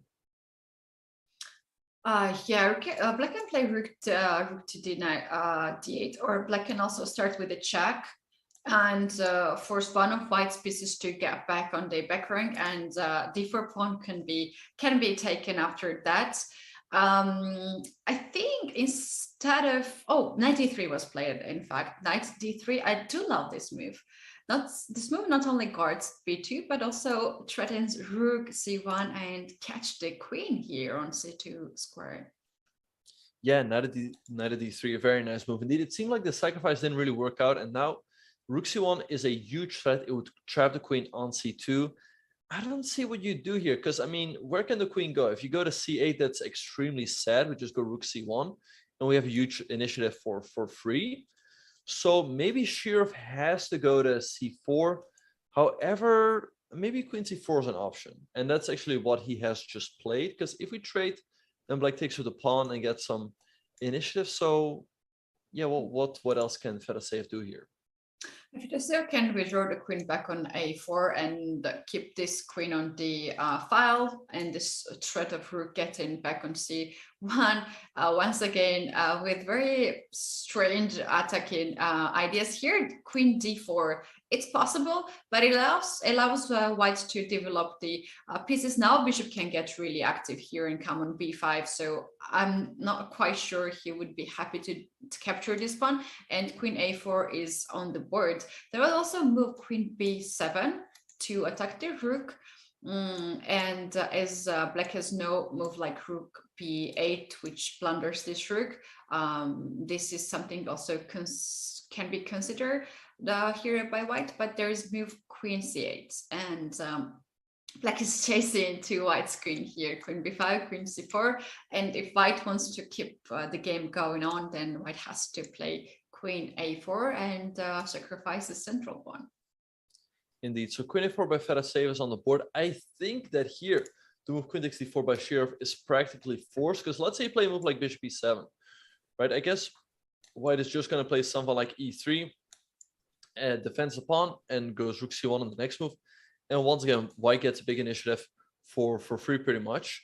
So let's see. Let's say Shurov takes the pawn on d4. How is Fedoseev gonna proceed from here? Because he should have some initiative, but it's not that easy to really prove the compensation, I would think. I do like the move e3 to try to develop the light square bishop, because if white brings the light square bishop into the game, either b5, a6, or just to develop and then castle and bring the rook on c file would be just a very nice idea. White can also claim that, you know, there's no control on c file and I can just have a party over here, get the rook on c1 and c7, and just enjoy my time on the 7th rank. Indeed. So let's say Fedoseev does play the move rook c1, bring the rook into the game. can we get away with a move like bishop e7, or is that really gonna backfire? That's what I'm wondering about. Like maybe white can play something like e3 very quickly, and if the queen goes back to b6, maybe knight e5 with a, or rook c6, but maybe also knight e5 and bishop e5 very quickly. And how do you get castles, right? Because the knight in d7 is always under attack. So this could easily go the wrong way for Shirov, who also, by the way, only has 40 minutes on the clock after he has played 14 moves. Yes, he's spending a lot of time. And very often you spend a lot of time when you have a bit of opening preparation issues. And it's quite tough for Shirov, for sure, to compete at this point against a very strong grandmaster and very strong field. Here in this position, Benjamin, if knight on d7 is hanging, if black plays rook d8 to guard this knight and hope for a castle next move. Now, because of the pawn sacrifice, white can bring the bishop into the game and increase the pin on this diagonal castle next move, and bring the rook on c6, another rook on c1, and that will be so slow slow death for black that it freaks me to imagine how hard it is to play here from Shirov's side. Yeah, this already looks extremely dangerous for Shirov. I don't really see how he can keep everything together here. So I mean, yeah, taking on d4 looks very risky, but then again, what else do you do? So I don't know, Shirov has had a tough start. He finished last in the group in Berlin, and he is on half point out of 2. So I don't know, it's looking pretty dangerous for him. So once again, for FIDE Safe, it's also a must-win game to try to have any chances of winning in the group. So maybe with all that being said, maybe we can have a quick look at the game between Rapport and Vidit to see how the leader is doing. That's a very good idea to switch the game to the leaders game. This is Vidit, who has 2 out of 2, and here we have this position. Before we dive into the lines, after yesterday's game, Vidit was very happy at his interview. At the question how he's going to rest after the game, he said that there's no time to rest at all, and he's going to take it more easy rather to rest. And then he pointed out that he is going to make a call to his parents, which was very, very sweet to hear, that he's using this time and this opportunity to talk with his parents after the round. Now we can see on the screen, Vidit's rating is 27, just like his age, and he's 22 ranked chess player in the world from India. Yeah, lots of 2s and lots of 7s. He's also, I think, ranked number 2 in India. So extremely strong player. And it will be interesting to see whether Vidit can make that final push towards, the top 15, the top 10 in the world. Or first, the top 20, but he's already very close to there. Because he's been on this level for quite a while now. But yeah, like I said, it will be interesting to see whether he can make that final push. And yeah, in the current position against Rapport, the position is maybe still a little bit more pleasant for white. So let's see real quick how we got here. So I think we left off after the move knight bd7 from black on move 11. After which, so we were looking at the move b5, but then black always had these sacrifices on f2. So Rapport said, okay, I don't want to have to think about all those sacrifices. Let me play the move knight to f4 to block off that sacrifice. So Vidit played bishop b7, defending the pawn on d5, rook b1 by Rapport, knight f8 by Vidit, and f3 was played. So white, controlling a bit more squares in the center, knight g6 by Vidit. He's trying to trade off the knights on f4. Rapport's like, okay, I don't want to trade my knight off because then I'll get double pawn. So he played knight fe2. And after queen e7, he's played the move knight to g3. And now he's clearly hinting at the move e4. So I think really anything can happen in this game. Yeah, that's right. And usually black's answer here is to push the pawn on c5 when white is ready to play e4. Seems a little bit challenging here for black, but let's try. Let's try to check it out. What happens after c5? This move actually might be okay if white just takes everything, as black now has achieved what really wanted to attack on e3 and stop white pushing on e4. But because this knight jumping from g3 also sometimes threats knight f5 moves, I think after c5 there can be knight f5, an intermediate move, which can change quite much here in this position, as now both pieces are hanging, and this can end really badly for black. After b takes c5, this rook is open here. Black cannot recapture this pawn back, as we're gonna see black losing b7 bishop. Yeah, I think the move, for the reason that you just mentioned, pretty much loses on the spot. White is his knight c5, knight f5 jump, and actually the move knight f5 in the current position might already be sort of a positional threat, right? Like maybe it would be good for white to trade off the knight for the bishop on d6. So then the question becomes, should black stop that move? Right? He could play a move like bishop c8 to stop it. However, now the bishop is no longer controlling that diagonal, and white can seriously consider the e4 push. So that is the drawback of bishop c8. Maybe black can play a move like knight h4, but in this position, maybe white has to move e4 again, because black very often has the idea of trading on g3 to remove one of the defenders of the e4 square. However, as soon as white recaptures on g3, he's now hitting the knight on h4. So I kind of like white's position. I don't really see an easy way for black to stop knight f5. Maybe what Vidit can do is play a move like queen e6, for example, right? And if we go knight f5, go bishop f8, and not be too worried about this knight over here.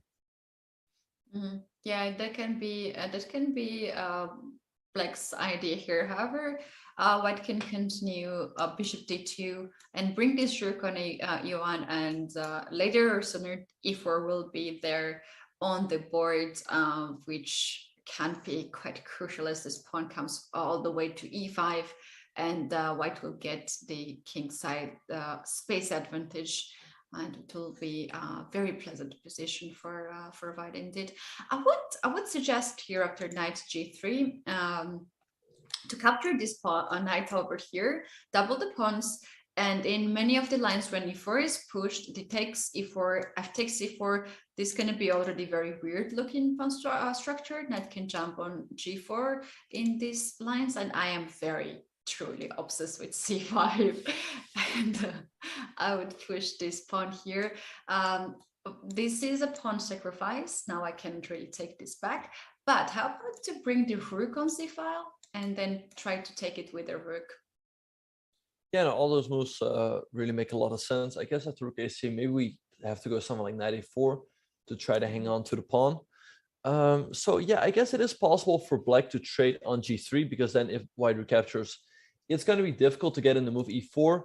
However, I kind of like white's position, because now white can always play on the dark squares that black has just given up. So I don't know. Yeah, once again, I kind of like Rapport's chances here, and it is a must-win game for him. So it will be very interesting to see how Vidit will proceed from here, because right now it feels like he's really being put to the test. Mm-hmm. Yeah, that's right. That is right.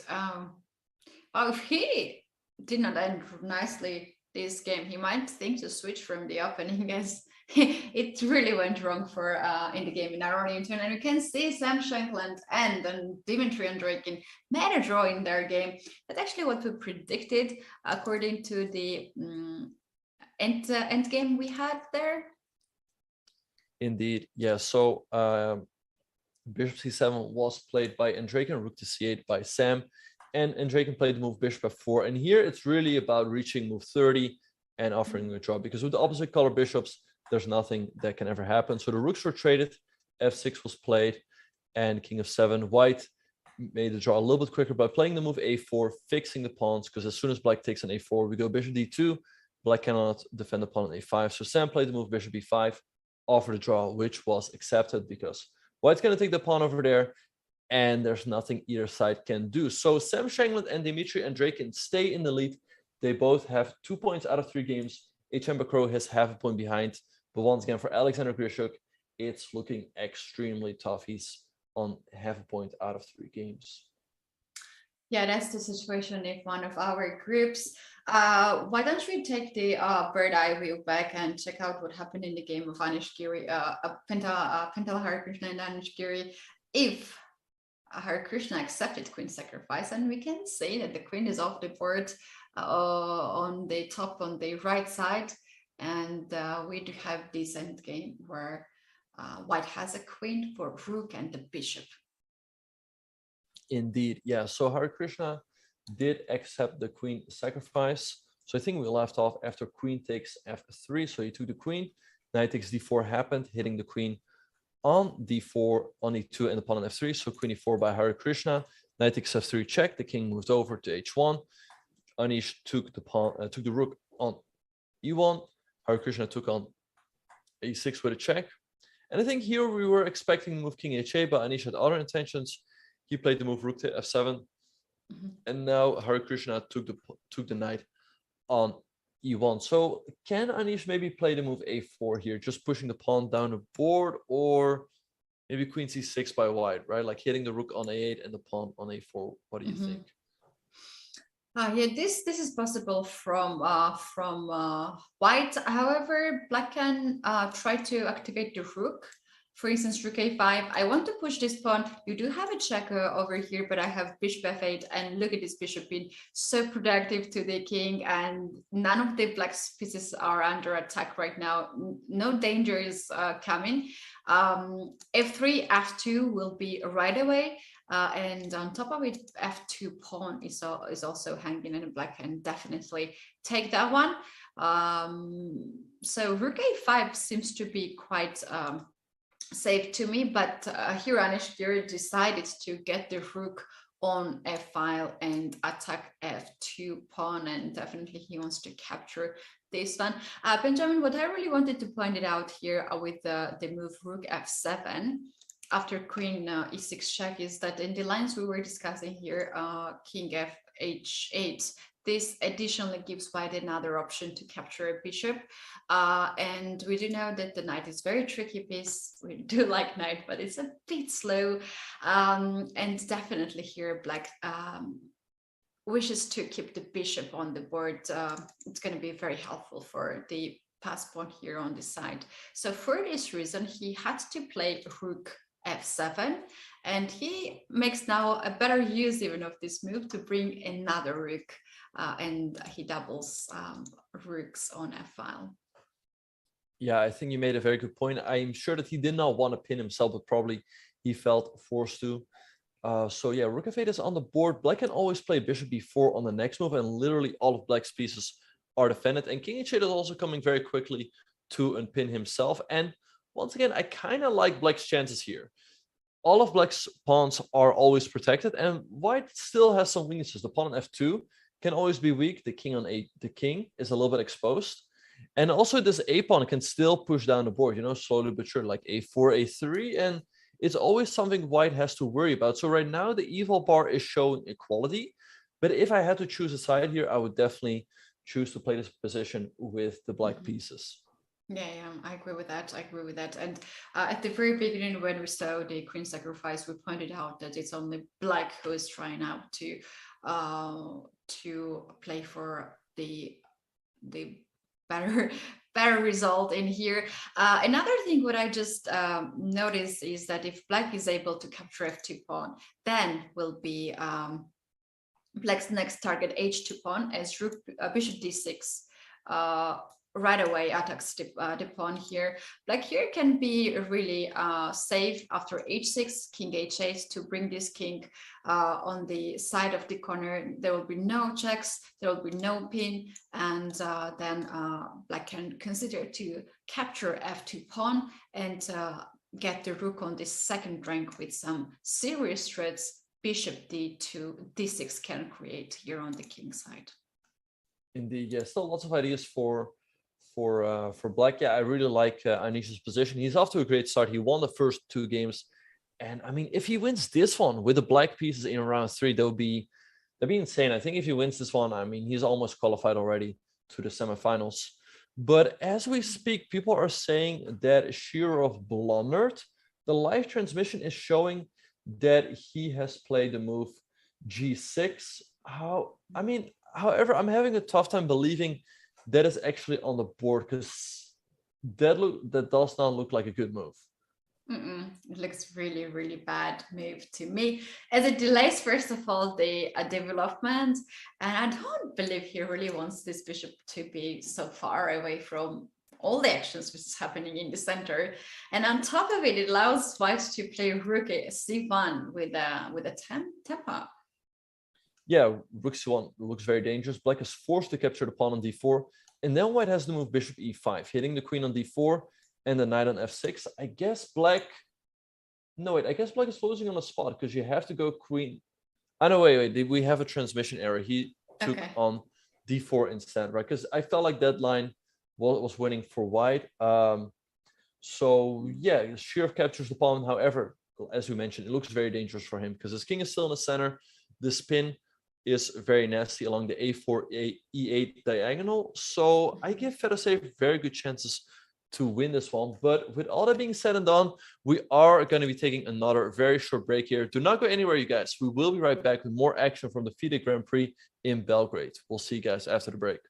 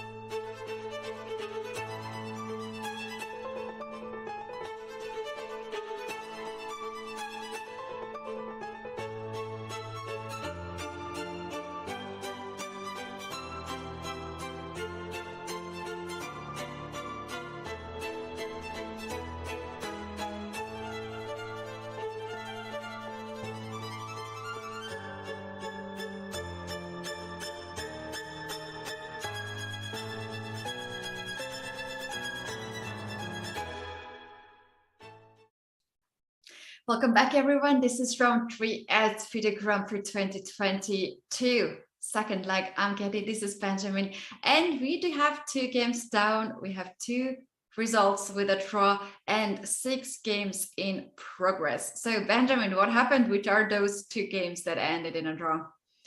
Yeah, so those were the games in Group A. So Dimitri Andreikin and Sam Shanglin drew the game in a Grunfeld, and the game between Alexander Grishuk and Chembakro finished in a draw as well. So not much happened there in the group. I think Sam Shanglin right now has pretty good chances of winning because he has he's sharing the lead and he still has 2 white games left, but Andreikin also still very good chances. But with all that being said and done, we're having a look at the bird's eye view, and maybe we can have a quick look at the game between Yu Yangyi and Maxim Vasilyev, because it seems like that game is headed for a draw as well. Yeah, we do have less and less pieces on the board.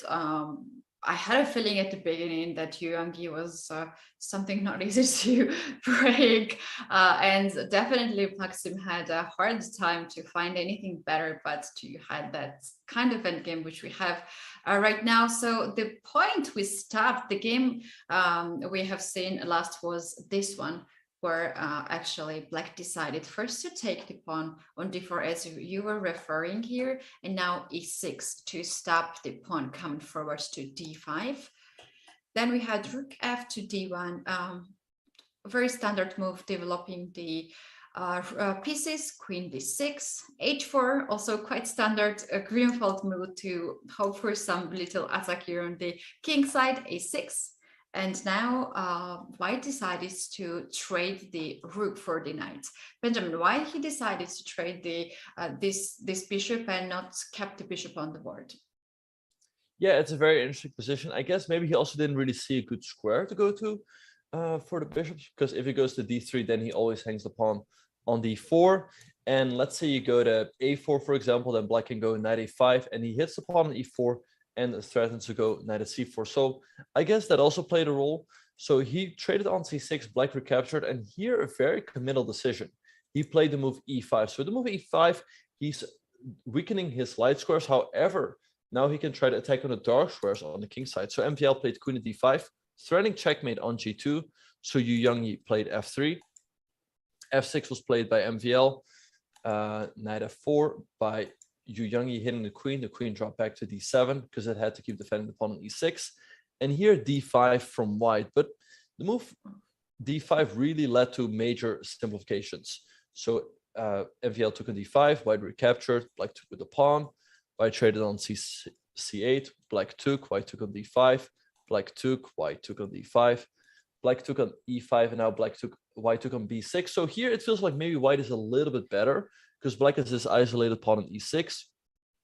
Also, the pawn on a6 can be a target. But I like the move that MVL chose here. He goes for rook to c4, going for active counterplay. So he's hitting the pawn on h4.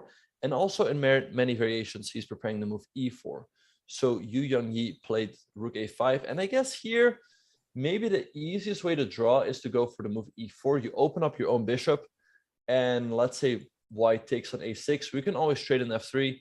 And we can always take on h4 later on. So I don't really see another result happening here than a draw, to be honest.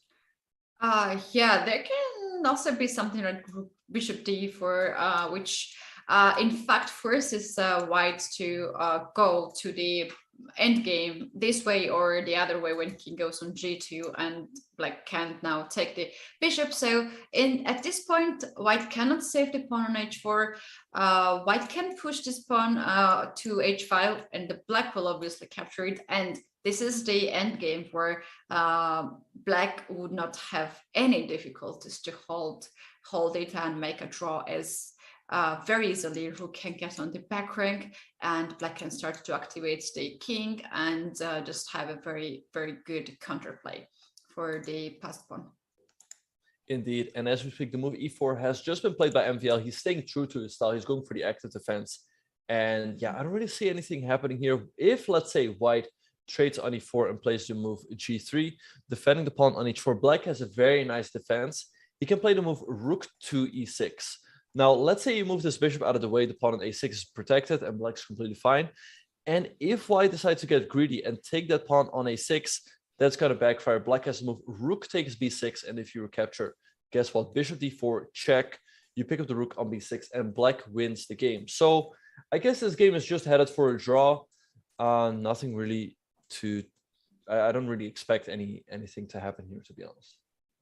Yeah, that's right. I agree with that. But what do you think? This is the third game in a row where MVL cannot prove that he is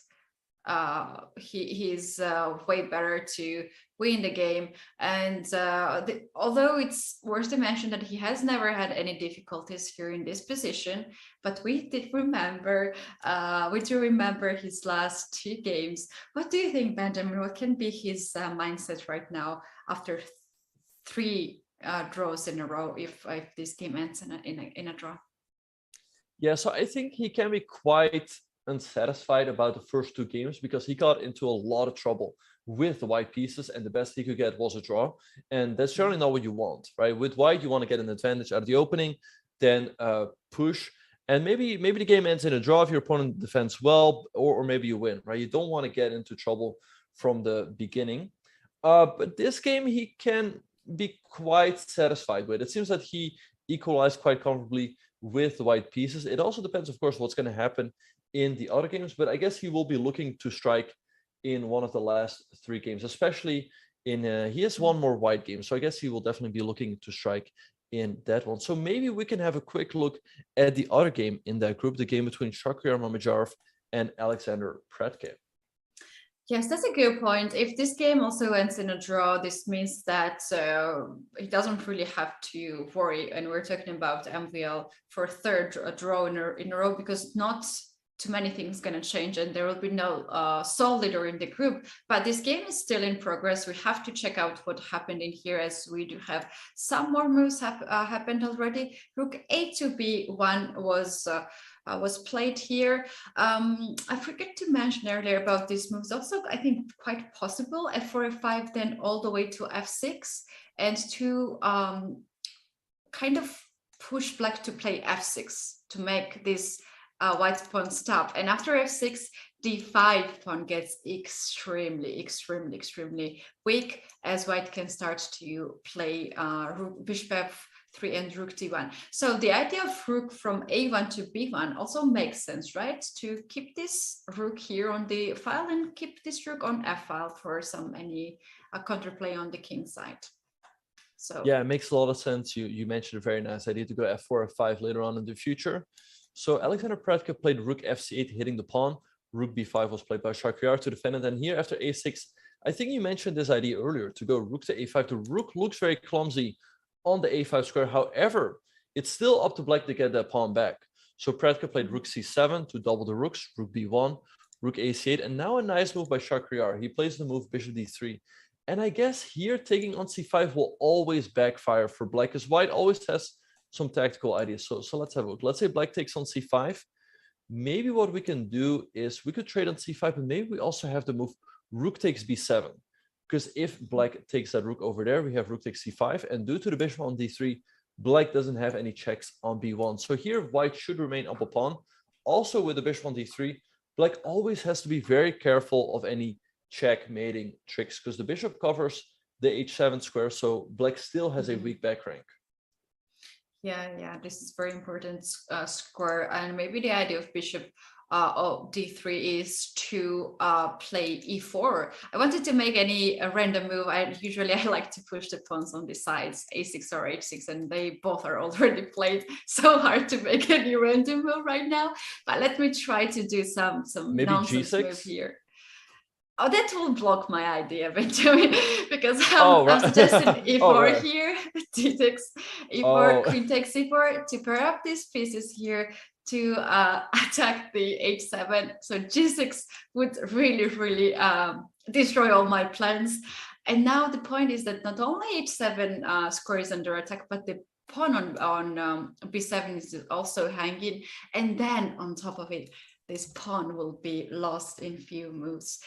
So I believe this bishop on d3 is in order to either to open up the center or try to play bishop c2, queen d3, and make black push this pawn on g6, which can be quite useful for white. So for the end games. Yeah, for sure. So let's see what Pretka is going to do. I think a move like g6 makes sense because now he solves the back rank issue. However, let's say white plays a move like h3, right? Making sure we never get back rank checkmate. I think that black still cannot take the pawn on c5 due to this tactic that we mentioned earlier. The move rook takes b7. The queen is forced to take, and then we take on c5. And I think the resulting endgames are borderline lost because this pawn on a6 is always weak. The pawn on d5 is always also a weakness because all of these pawns are fixed on the color of black's bishop. So black is always forced to passively defend those pawns, and then white can slowly but surely improve the position. So I give Shakhriyar very good chances of winning this game, also given the fact that Pretka is already down to 20 minutes on the clock. What do you make of that? 20 minutes for a rest of the moves, which is 20 moves to go. So he has 1 minute per move, which is not so much. And also it's not easy position for him for sure. Let's be honest. And even though this pawns look so weak, doubled, and you think that black can take this at any time, but no, he has to pay some cost, and this is very straightforward cost here. b7 pawn, thanks to these rooks, white can fully hold the pawn on c5, and also the queen on d4 is extremely strong piece and bothers black pieces too much. So yeah, I also like here Shakhriyar's position, also the time on the clock, 46 minutes against already 19 of Pretka. Indeed, yeah, it's looking. I really give Shakhriyar good chances of winning this game, and that would mean that he would grab the lead in the group. So, and then MVL would have to play catch up. So let's see whether Pretka can hang on here. As we said, I think the move g6 makes a lot of sense, making sure the king always has that escape square, but there's still a lot of problems here. Like we said, he's done in 19 minutes. It's difficult to get the pawn back on c5, and I don't really see, any improving moves in the current position for him. So it's looking pretty good for Shakhriyar. Maybe we can have a look at all the boards again. And is there perhaps a move that has caught your attention in the meantime? Oh, wait, we have to. Yes. The game between Anish Giri, I was going to say. Yes. Were you going to say the same? Let's go. Yeah. Yes.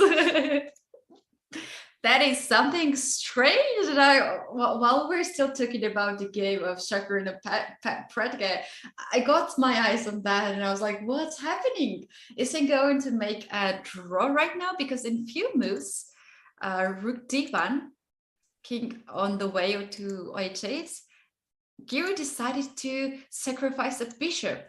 And here white take the bishop by the queen.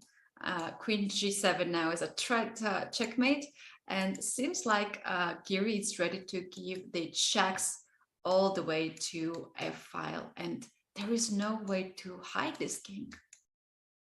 Indeed, yeah. So Giri sacrificed the bishop for what seems to be a perpetual check, but let's have a quick look. So rook 1 f2 is on the board. I guess if you go king g3, we go rook 2 to f3. Let's say the king steps up, we go. You just keep checking along the f-file. There's nothing white can do. It's, by the way, important to point out that let's say white would have taken with the rook on e7. Can I finish this line? That right. Yeah. What can happen? Go ahead. If what you happens try to the too king? much? If you try too hard to hide a king, you might find yourself under a checkmate in one move. So white clearly pointed out that he's not going to that side, and he kept staking on g1. And to answer to your question, and after rook f2, if white could take on e7, I think very similar could happen here, right? Yeah, so if rook takes c7, I guess black still makes a draw, but it's probably a little bit different. So black still gives a check on f1. We go king to g2. Let's say black goes rook 1 f2. We go king g3. Let's say rook f3, king g4. And then after rook 3 f4, I guess if the king goes to g5, there's no rook f5 check. So isn't white just winning here? Well, the answer is no, because here black has the move h6. And if your king goes to h5, then the rook comes to f5. The king is, well, actually here, if the king goes to g6, there's rook g5, checkmate. So white would be forced to give up the queen, and black would be winning in the resulting rook endgame. So there's nothing better white can do than to take the draw. Yes, it's so funny that it's white who has to take a draw with an extra queen. So to me, this seems still a preparation and the engine line. I don't know. What do you think? Do you think that queen f3 was home preparation when Anish Giri sacrificed the queen? I don't think it was home preparation, because he seemed to be thinking after the move queen e2, but I really like this move that he found. It seemed to be solving his problems in a really elegant way, and it felt like also white had to be a little bit careful. I liked how Harikrishna played, playing actively with this rook to d7 very quickly, and Anish did not allow himself to get pinned, because actually after rook to d7, the move rook takes f2 is the only move in the position. If you do not play this move, you actually lose the game, right? Because how are you going to defend the bishop on e7? So rook takes f2, a very nice move. Harikrishna took an e7, rook f1 check, king g2, rook f2, the king went to g1, rook f1, king g2, rook f2, king g1, and the game ended in a draw. So Anish keeps a big lead in Pool C. So it's looking very, very good for his chances of qualifying to the semifinals. Yes, to make a draw with black pieces absolutely suits his style of playing in general the chess tournaments, and he will try his best to play with white next rest of the rounds. So this is now the situation in all the groups. Giri has 2.5 out of 3, and Vitigov, Harikrishna has 1. Actually, Vidit and Tabatabai now are playing. Maybe you can take a look at that game right now to check out what's the picture of the situation in Group B. But before we go right there, Benjamin, I want to point it out one thing here. When white played rook to d1 with the idea of rook d7, it was already time to go for a draw here, because if black tries to stop this rook coming to d7, I believe there can be something like similar: c5, bishop takes c5, and rook d7. Let me make it on the board. This idea pins both of the rooks and the king here for so long that white will be able to take now the pawn on c7, and this can be drawish anyway. So why not to go why not to end the game in a style rather than to be passive, right? Yeah, I think both players played very well in this game. Yeah, Anish for finding this repetition with rook takes f2, sacrificing the bishop, and white also realizing that he had to act quickly. Otherwise, if black would manage to consolidate, then as we mentioned, black's position would probably be preferable. And so the game ends in a draw, and that's sometimes how it goes at the top level. The players both play, close to perfect, and then it's the most logical result. So yeah, let's maybe have a quick look, as we said, at this game between Vichigov and Tabatabai to see if Vichigov can come a little bit closer to Anish Giri. Right, this is the last moment we checked. King f6 was played. Here Vitigov went for e4 to fix the pawn structure on the queen side. However, it allowed black to rook lift on b file, which is very nice idea here. This rook has a target on b3, and yeah, white is not the one who has advantage on the queen side. And now black goes to h5. Perhaps he wants to give up this pawn, trade this pawn, because starting from this position, these 3 pawns are the weaknesses, and after h5, he just wants to get rid of at least one weakness. So we have king f3, knight f8, king e2, knight e6, and f4 from Vitigov. He wants to change now the pawn structure and perhaps to jump on e5 with a knight. So knight g7, knight e5, king e6, king d3, and bishop on b4. This is currently the position. Yeah, so I like the last move that Tabatabai just played, bishop to b4. I guess his idea is that if he gets a couple moves, let's say white plays rook hc1, right? Just a random move. I guess black wants to go knight to e8, then maneuver the knight to d6, and then go with the knight to e4. And all of a sudden, maybe black can take over the initiative. I really start liking black's position because the pawn on b3 is always kind of weak. I mean, black's pawn on f5 is nicely protected. The king is doing a really good defensive job. It's defending f7 and f5.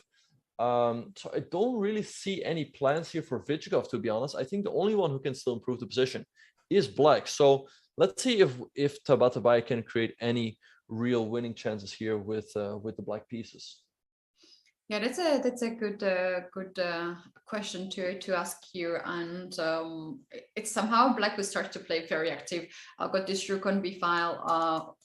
Get this target. Bishop also on b3 looks very strong. If white now tries to get this knight back on h4, black can always play bishop on e7 to control this.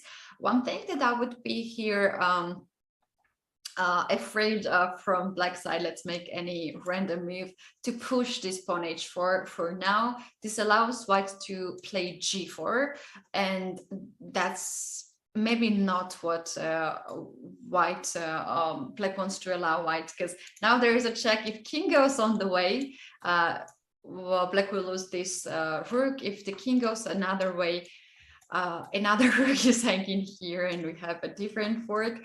Black has to play f5 and bishop or back on g2. I kind of have a feeling this exchange can be good for white, as now rooks can very quickly get on open g file and try to annoy black's pieces more. Indeed, you make a very good point. Black has to be very careful about playing this move h4, because white will go g4 and suddenly the king will come under huge attack. And so actually, as we speak, we have more moves on the board. Knight f3 was played by Vichikov and knight e8 by black. I guess the idea behind the move knight f3 is now to play knight h4 quickly and force black to play the move knight d6. However, here the question is, how does black ever improve the position? Because your knight on d6 is forced to keep defending the pawn on f5, so you cannot play knight e4. And also, you cannot play a move like bishop e7 to hit the knight, because black would like to do that, because then the knight would move back and then black can play the move knight e4. However, that is not possible because the knight d6 is blocking that. So I don't know. I mean, maybe black. I guess we'll just see some sort of equality here, because I don't see how black or white can ever improve the position. I think what black wants to do now is to play king f6 next move, and he brought the pieces on the queen side in this and also kept the bishop here on b4. We were considering bishop e7 to stop knight coming here, but he allows this for a moment. He goes passive for a moment, but bishop here on b4 is for a reason, to control this square. And after king f6, black can very quickly get this rook on e file, can play also rook e6. And if white is not taking care of this pawn, another rook can also get on e file and starts to annoy white's pawns. As the queen side is fully controlled and blocked by both players, this rook here on b6 looks like he's not doing much and can be back to a semi-open file. And black clearly has a target here. Yeah, that's a very nice plan for sure. And actually, as we speak, knight h4 has just been played by Vichikov, so now knight d6 is practically forced. So I guess it's going to come on the board very soon. And then, yeah, I guess white is just going to sit, right? White is just going to play something like rook hc1. Black can maneuver both of the rooks to the e file. However, white can always just go something like rook c2, rook e2, and then how are you going to make progress, right? So, by the way, knight d6 has just been played by Tabatabai. So I expect this game to end in a draw, because I don't see how both of the players can make progress here. Yeah, I agree with that. One additional thing is let's make a few moves here. For instance, this one here, and if white just keep waiting, some moves.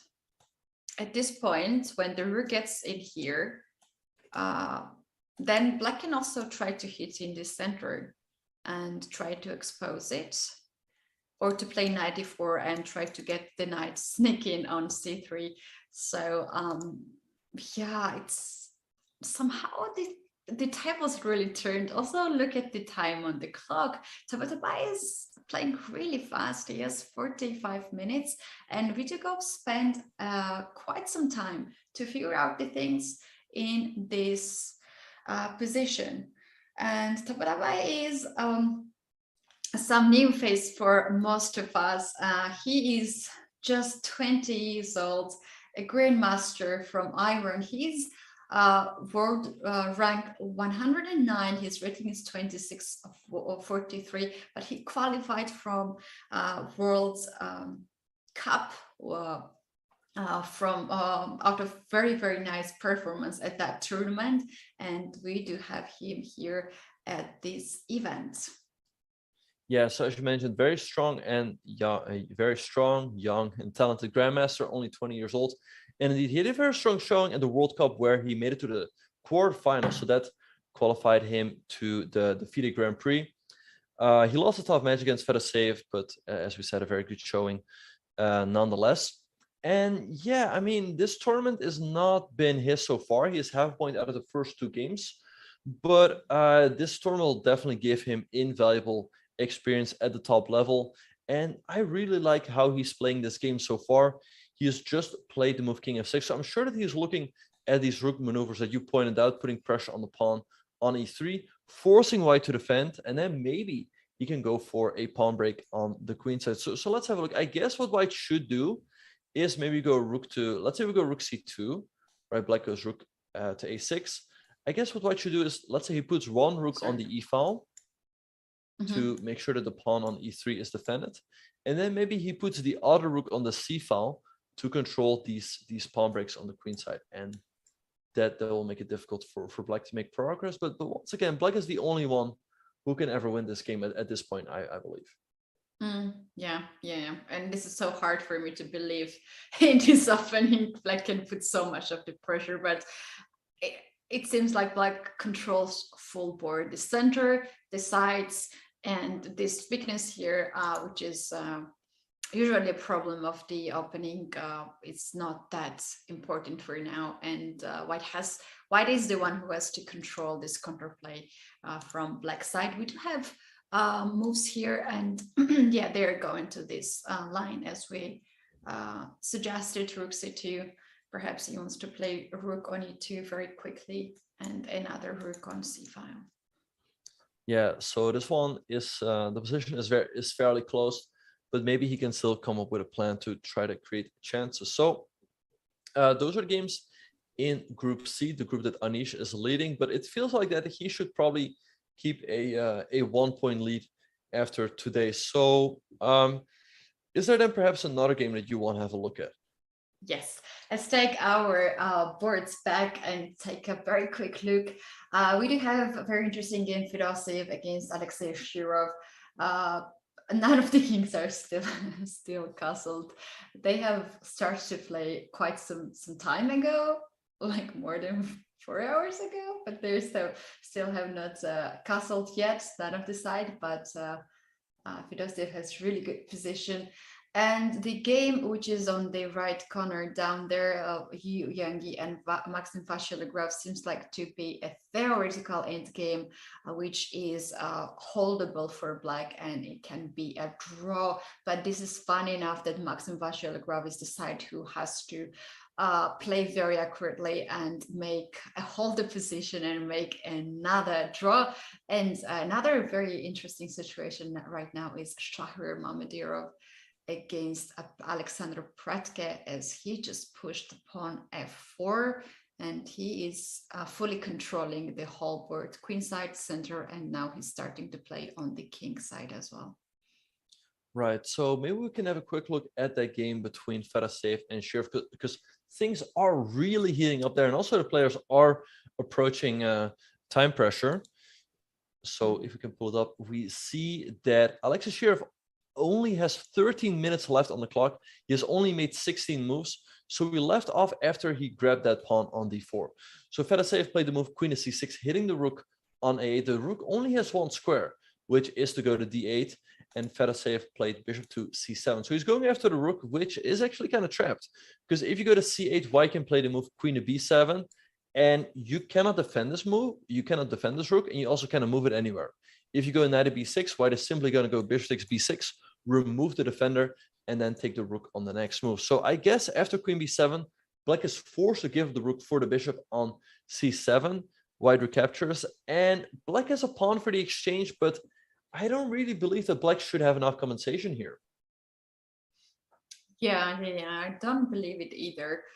So engine is not that crazy as it should be here if white is winning an exchange. What can be a reason for that? Is there any beautiful move from black? Something like bishop c5, attacking nothing? Yeah. Yeah, I don't think black has a defense here. I guess the position just isn't that bad. After, let's say, black goes rook c8, we go queen b7, and black gives up the rook for the bishop on c7, which is actually all on the board. Shirov has played rook c8, queen b7 by Fedoseev. He took on c7, white recaptured, and bishop e7. So with the move bishop e7, he's getting ready to castle, and white has played the move e3. However, it does look really good for white, because white's up in exchange. Also, black does not have, huge activity or anything like that. So I guess this should be, I mean, I don't want to say winning, but white should have really good chances here. Yeah, of course. There's just an exchange. D4 pawn was actually sacrificed, and now what's more important, after queen b6, white can still keep the control over c file. Black can castle finally, but after, for instance, bishop e2 castle, white will bring another rook on c file, and seems like there is not any serious counterplay from black side, as white has not any weakness, and hard to target any weakness here from black side. Indeed, yeah, white is keeping the more active position, and he has the exchange, so it's looking tough for Shirov. I don't really see how he can try and hang on here. I feel like sooner or later, also that pawn on b4 is always going to be weak, but I mean, if he manages to consolidate, he does have a pawn for the exchange. It's not over just yet. So I guess in the current position, he has to decide, like, does he go queen to b6, offer the queen trade? Well, he's answered that question. He goes queen to e4. I guess a good practical decision, because now it's difficult to develop the bishop on f1, because if you move it, you hang the pawn on g2. White can give a check on c8, but black still has the move bishop d8. So it's still quite complicated. And if black manages to castle on the next move, he definitely still has his own chances. That's right. After queen e4 can white here capture this pawn on a7? And prepare f3, bishop e2, and then castle, because this queen not only captures the pawn, but also looks after e3 pawn. So f3 can be possible later on. Right, so I guess if white captures the pawn on a7, Shirov is going to castle. We can play the move f3. However, here black has multiple options. Maybe he can go queen g6. Once again, the bishop still cannot move because you keep hanging the pawn on g2. But maybe you can also go for something like queen h4 check, force white to go g3, and now go back to h6, because now if you go bishop e2, maybe black can do something like bishop c5, right? And if you take the bishop, queen e3, and then we take in queen e3, and white cannot castle, we're going to capture on c5, and all of a sudden black has pretty good compensation. So it's still quite complicated. I feel like taking the pawn on a7, it feels a bit greedy. But then if we don't do that, what else should we do here? Yeah, that's a good question. What else can white do in here? Hard to point it out. So it can be the move. There is some nice idea with starting a check here, and then something like a3 to bring the rook in here. And I really want to take this pawn. But the problem here in this position, black can simply capture castle, allow you to take this pawn, and because of the piece activities, black will have some serious counterplay, as white cannot really castle. So at this point, after queen e4, white should seriously think how to solve the problem of the castling. And the move which comes to my hand is Queen F4. Mm-hmm. Right, yeah, Queen F4 also makes a lot of sense to offer the queen trade. I guess after Queen F4, Black will just castle. And then if White trades on E4, maybe Black can even consider taking with the D pawn, because where is this knight gonna go? Right, like let's say he goes to F4, Black can go Rook C8 very quickly, with Rook C2 to follow, and all of a sudden Black has some nice activity. So I don't know. Fedoshev is thinking here. He has 29 minutes on the clock. That's definitely better than Shir's 13, but it's also not a whole lot of time. And actually, as we were talking, maybe what he can do is go for someone like Queen C8 check. And after Bishop D8, he has to move Knight C5 because you're hitting the Queen on E4 and the Knight on D7. And if Black were to trade on C5, we recapture with the Queen. And the Queen stops Black from castling, and also Bishop E5 is coming very, very quickly. So maybe that could be an option. I like this idea to finally develop the pieces and try to trade as much as possible, because White has an extra exchange for a pawn, and any trade can be on in favor of White. So this is quite straightforward line. After Knight C5, the Queen is hanging. Either Black has to move this Queen away, which then gonna delay castle, because White can now either take on D7 or even play Knight B7 and try to get this bishop, or even in this position, castle is not on the board next move as the Knight on D7 is hanging. And the line which we showed here, Queen takes, Knight takes, Queen takes, Bishop B5 is really serious threat here. So yeah, looks like that can be an option for Fedoshev. Right, but actually, as we were talking, I noticed one problem. If you go Knight to C5, there might be the move Queen to C2, pinning the Knight on C5. Because then what do you do, right? Like this Knight is pinned on the C5 square. And I guess if you go Bishop B5, all right, there's Bishop B5, but maybe, wait, maybe Black can castle. And if we take on D7, there's the move Bishop A5, hitting the Queen and going for some B3 tricks very quickly. Does that ever? I mean, that looks very tricky, I guess. That's a Shirov's style. Yeah, that's he's very happy in these lines. He really wants to have this kind of unclear situation on the board. And Fedoshev seems to be a very solid player who likes to play more like maneuvering type of positions, like more classical style. And Shirov really likes more fire on the board, so this can be really on his taste. If here we have Queen check, Knight C5, and Queen C2, because now this Bishop B5 is pretty forced move. Indeed, yeah. So this one is heating up for sure. So maybe there's another game that you want to have a look at. Perhaps we can have a look at the other game in the group between Richard Rapport and Vidit, because that one is crucial for the standings in Group C, right? Group C. Yeah, I believe. Group C, yeah, it is C. Another game, meanwhile, ended. We have 4 draws. The game of Yu Yangyi and Maxim Vasiligraf just ended, and they agreed on a draw. So far, we have 4 draws. I think we're gonna have more draws today than we had the other 2 days.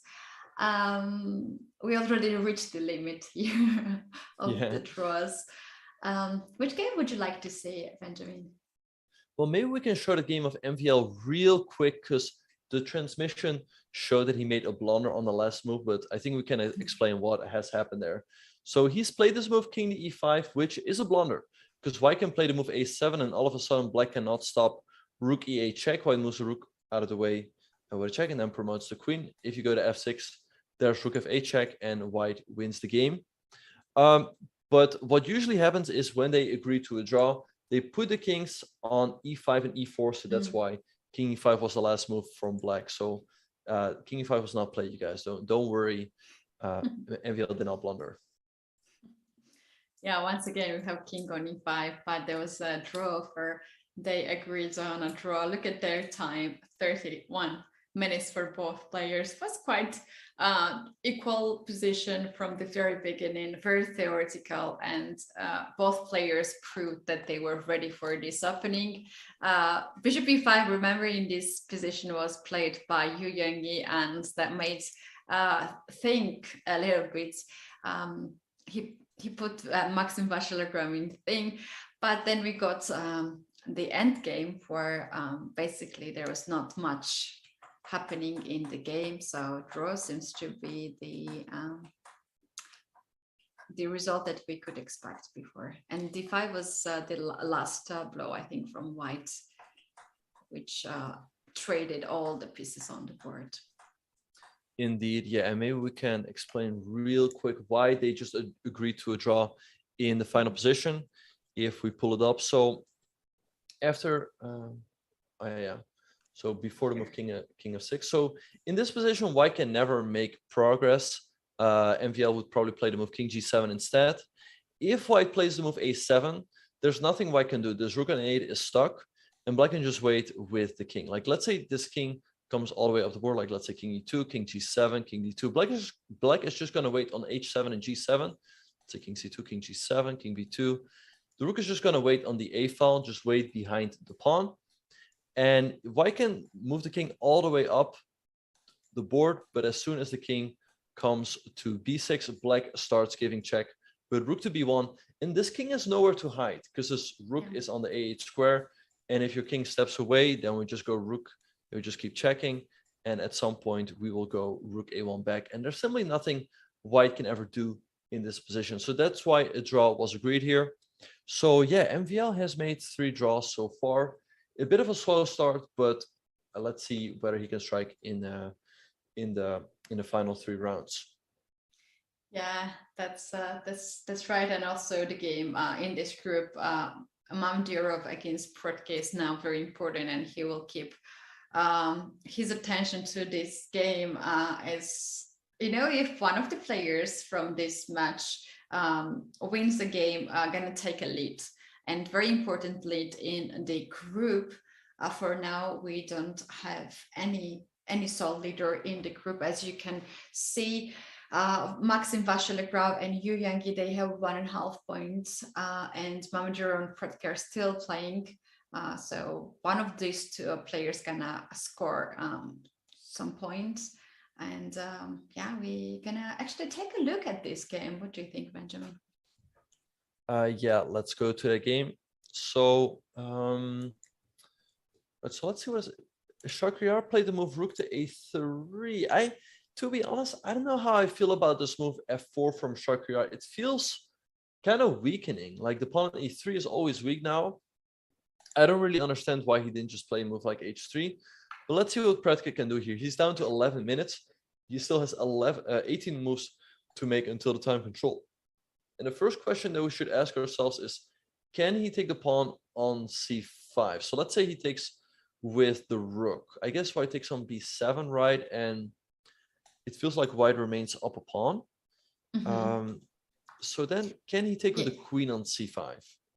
I think the idea of rook a3 is this one exactly, that after rook takes on c5, rook b7, and to guard c3 pawn by the rook. So if queen takes c5, we might have queen trade, and now rook b7. And is there something like takes on c3, takes on c3, takes, and give a check? Right, and black is the only move rook to c8, because if you go bishop c8, then white has bishop f5 or bishop a6 and wins the game. So I guess black can play rook c8, because I guess the endgame is a draw, right? Let's say we trade and we go king f2, right? Black goes king f8, we go king e2, king e7.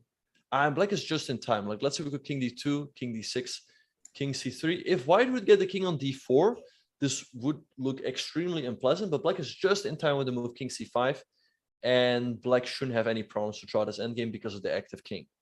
Yeah, and the next move can be a4, just to not to have the pawn on a6, and black's bishop will be free to move around and this seems to be a very equal position.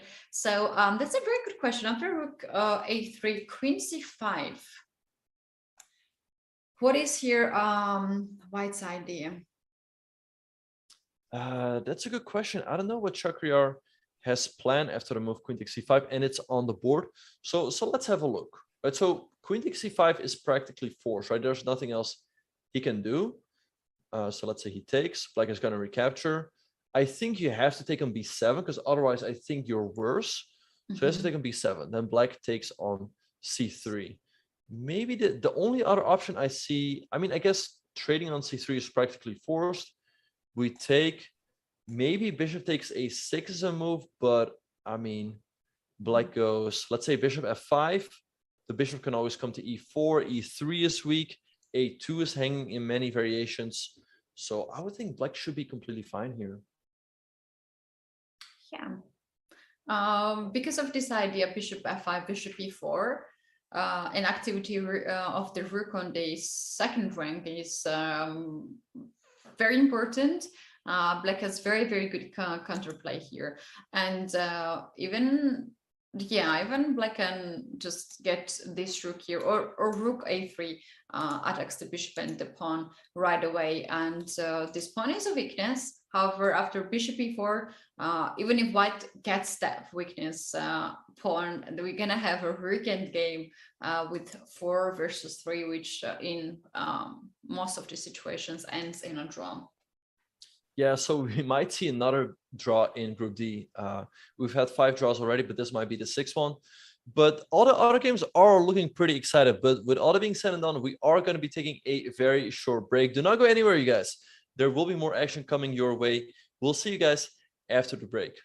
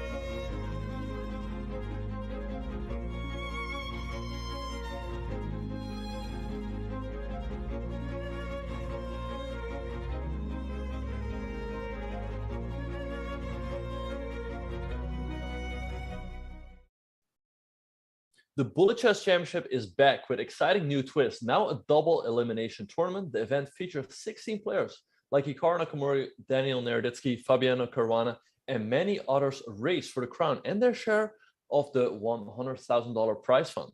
Catch the main event of the Bullet Chess Championship starting March 3rd right here on chess.com.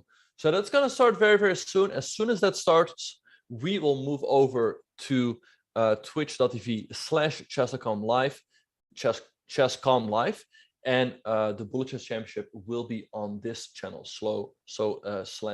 /chess. But Caddy, as we were taking a break, what has happened in the meantime in all of the games?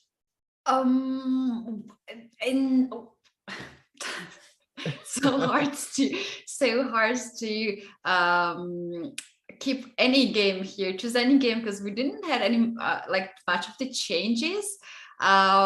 In the game of Fedosiev and Shirov, look at this. Fedosiev decided to capture a 7-pawn, but Shirov managed to double the pawns on b file. That's very interesting game. The game of Mamedyarov and Predke get into the drawish situation as everything happened just like we suggested, and the game of Vidit and Tabatabai also happened as we predicted, but so hard to break through that in this position. However, we still have Richard Rapport and Vidit Gujrati's game, which is very tense. Look at these pawns in the center. Rapport managed to got the control over the center, and I think we can take a look at that game. Yeah, no, for sure. That one is heating up. For sure. So let's see what has happened. So I think we left off after the move knight to g3 on move 16, and Vidit played the move queen to d7. Rapport played knight f5, hitting the bishop, so the bishop dropped back to f8. King h1 by Rapport, just slowly preparing the move e4. Eventually knight e7 by Vidit. Vidit wants to trade off some knights. Rapport is like, no, I want to keep my knight on the board. Rook 88. And now knight ce2. So he's defending the pawn on e4, and he's really preparing this e4 push. So knight g6 came on the board, e4 by Rapport. We saw a trade happen, pawn takes e4, f takes e4, rook e6 by Vidit, bishop b2, knight to g4 by Vidit, threatening to go knight to e3, and queen to b3 was played. And here b5. So I kind of like Rapport's position, but what's more kind of a problem for Vidit is the time. He only has 7.5 minutes on the clock, and he has 16 more moves to make until the time control. So what do you think of this situation? I think it's quite tense situation, especially for Vidit. He must feel not as good as the first two games. And I've took a look at his interview from this tournament where he mentioned the Taras style, where he started perfectly well. He was winning a lot of games, and at some point he started to lose rest of the games in the end of the part of the tournament, and he said he was not able to make a draw. And that's a quite a alerting situation for him, because these players in this tournament, they can very easily make a draw because their knowledge of theories is huge, and they can properly choose the opening which is safe for them. But I think it's more like psychological situation for Vidit, and it can also appear here in this tournament, as he's a sole leader now. He has too much pressure on him, so this can be a reason why he takes a little bit more time and plays a little bit more passive, allowed Rapports to control the center with the pawns. And meanwhile, another game ended in a draw, and this is the game of Vidukov and Tapatabai. What's happening? Are we going to see 8 draws today? I think it's not completely impossible. I have good hopes in the game between Richard Rapport and Vidit that we'll see the decisive result there in the game between Fedosiev and Shirov. But maybe we can show the viewers real quick how this game between Vidukov and Tabatabai ended in a draw. So pretty much all of what we predicted happened. So White did play this move, rook to c2. Black maneuvered the rook around with rook a6. The rook came to the e file eventually, and he went rook e7. And Vidukov did a really good job. So he put one rook on e2 and the other rook on c2, and the reason for that is that he's making sure that Black can never break with the move c5. So at some point, they just started repeating the position with bishop a3, rook a1, and bishop b4. And both of them really didn't see a way to make progress. I don't really see what either side can do. So a draw was agreed. So that means that Anish Giri, as we can see, keeps a 1-point lead over Nikita Vijigov. He has all the reasons to be very satisfied about the first half of the tournament. I mean, he's won his 2 white games, and in his black game, he's been super solid, giving no chances whatsoever to Harikrishna. Yeah, very, very interesting games today. Even though we have so far 5 draws, still there was in most of the games a huge fight, and the players had to hold the draw. Let's once again bring all the boards back and check it out. We do have these 5 draws. On this road on the top is all the games there has ended. We do have 3 more games in progress, but I think we're lucky to have these games now, because this first 2, Shirov, Fedosiev, Rapport, and Vidit, I think those can be decisive in this round. Meanwhile, Mamdirov and Predke that got into the position a rook endgame where 3 is versus 4 pawns are versus 3 in the rook endgame. A little bit tricky, but a holdable theoretical game. And yeah, all the action is going to happen now in this segment of the game. Yeah, maybe we can have a very quick look at this game between Momacharov and Predke. So somehow White managed to win a pawn. However, it seems that this game is headed for a draw. We have a rook game where, as you mentioned, White has 4 pawns, Black has 3. But I mean, let's say Black plays a move like rook to, King g7 has just been played. This pawn on e3, I mean, White can trade on g6. I guess Black takes with the pawn.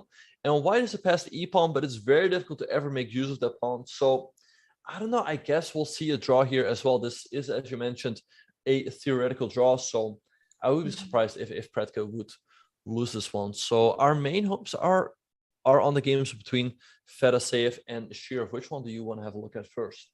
Yeah, we can start with Fedosiev and Shirov, but before we switch to the game, just to make one little note over here, the game of Yu Yangi and Maxim Vachilegrov ended in a draw, very similar rook end game, but Yu Yangi had a pawn even farther passer, which was a theoretical draw, and with this pawn, which is so close to the Black's king, this should not be any difficulty for Predke to hold. So we might have another draw here in this round, but we have all the best to happen still. And let's go to take a look at Fedosiev and Shirov, what is happening there.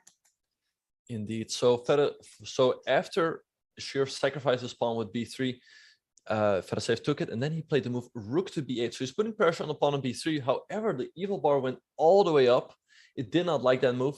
White played the move f3, and now Shirov gave a check. So I guess White is going to play g3.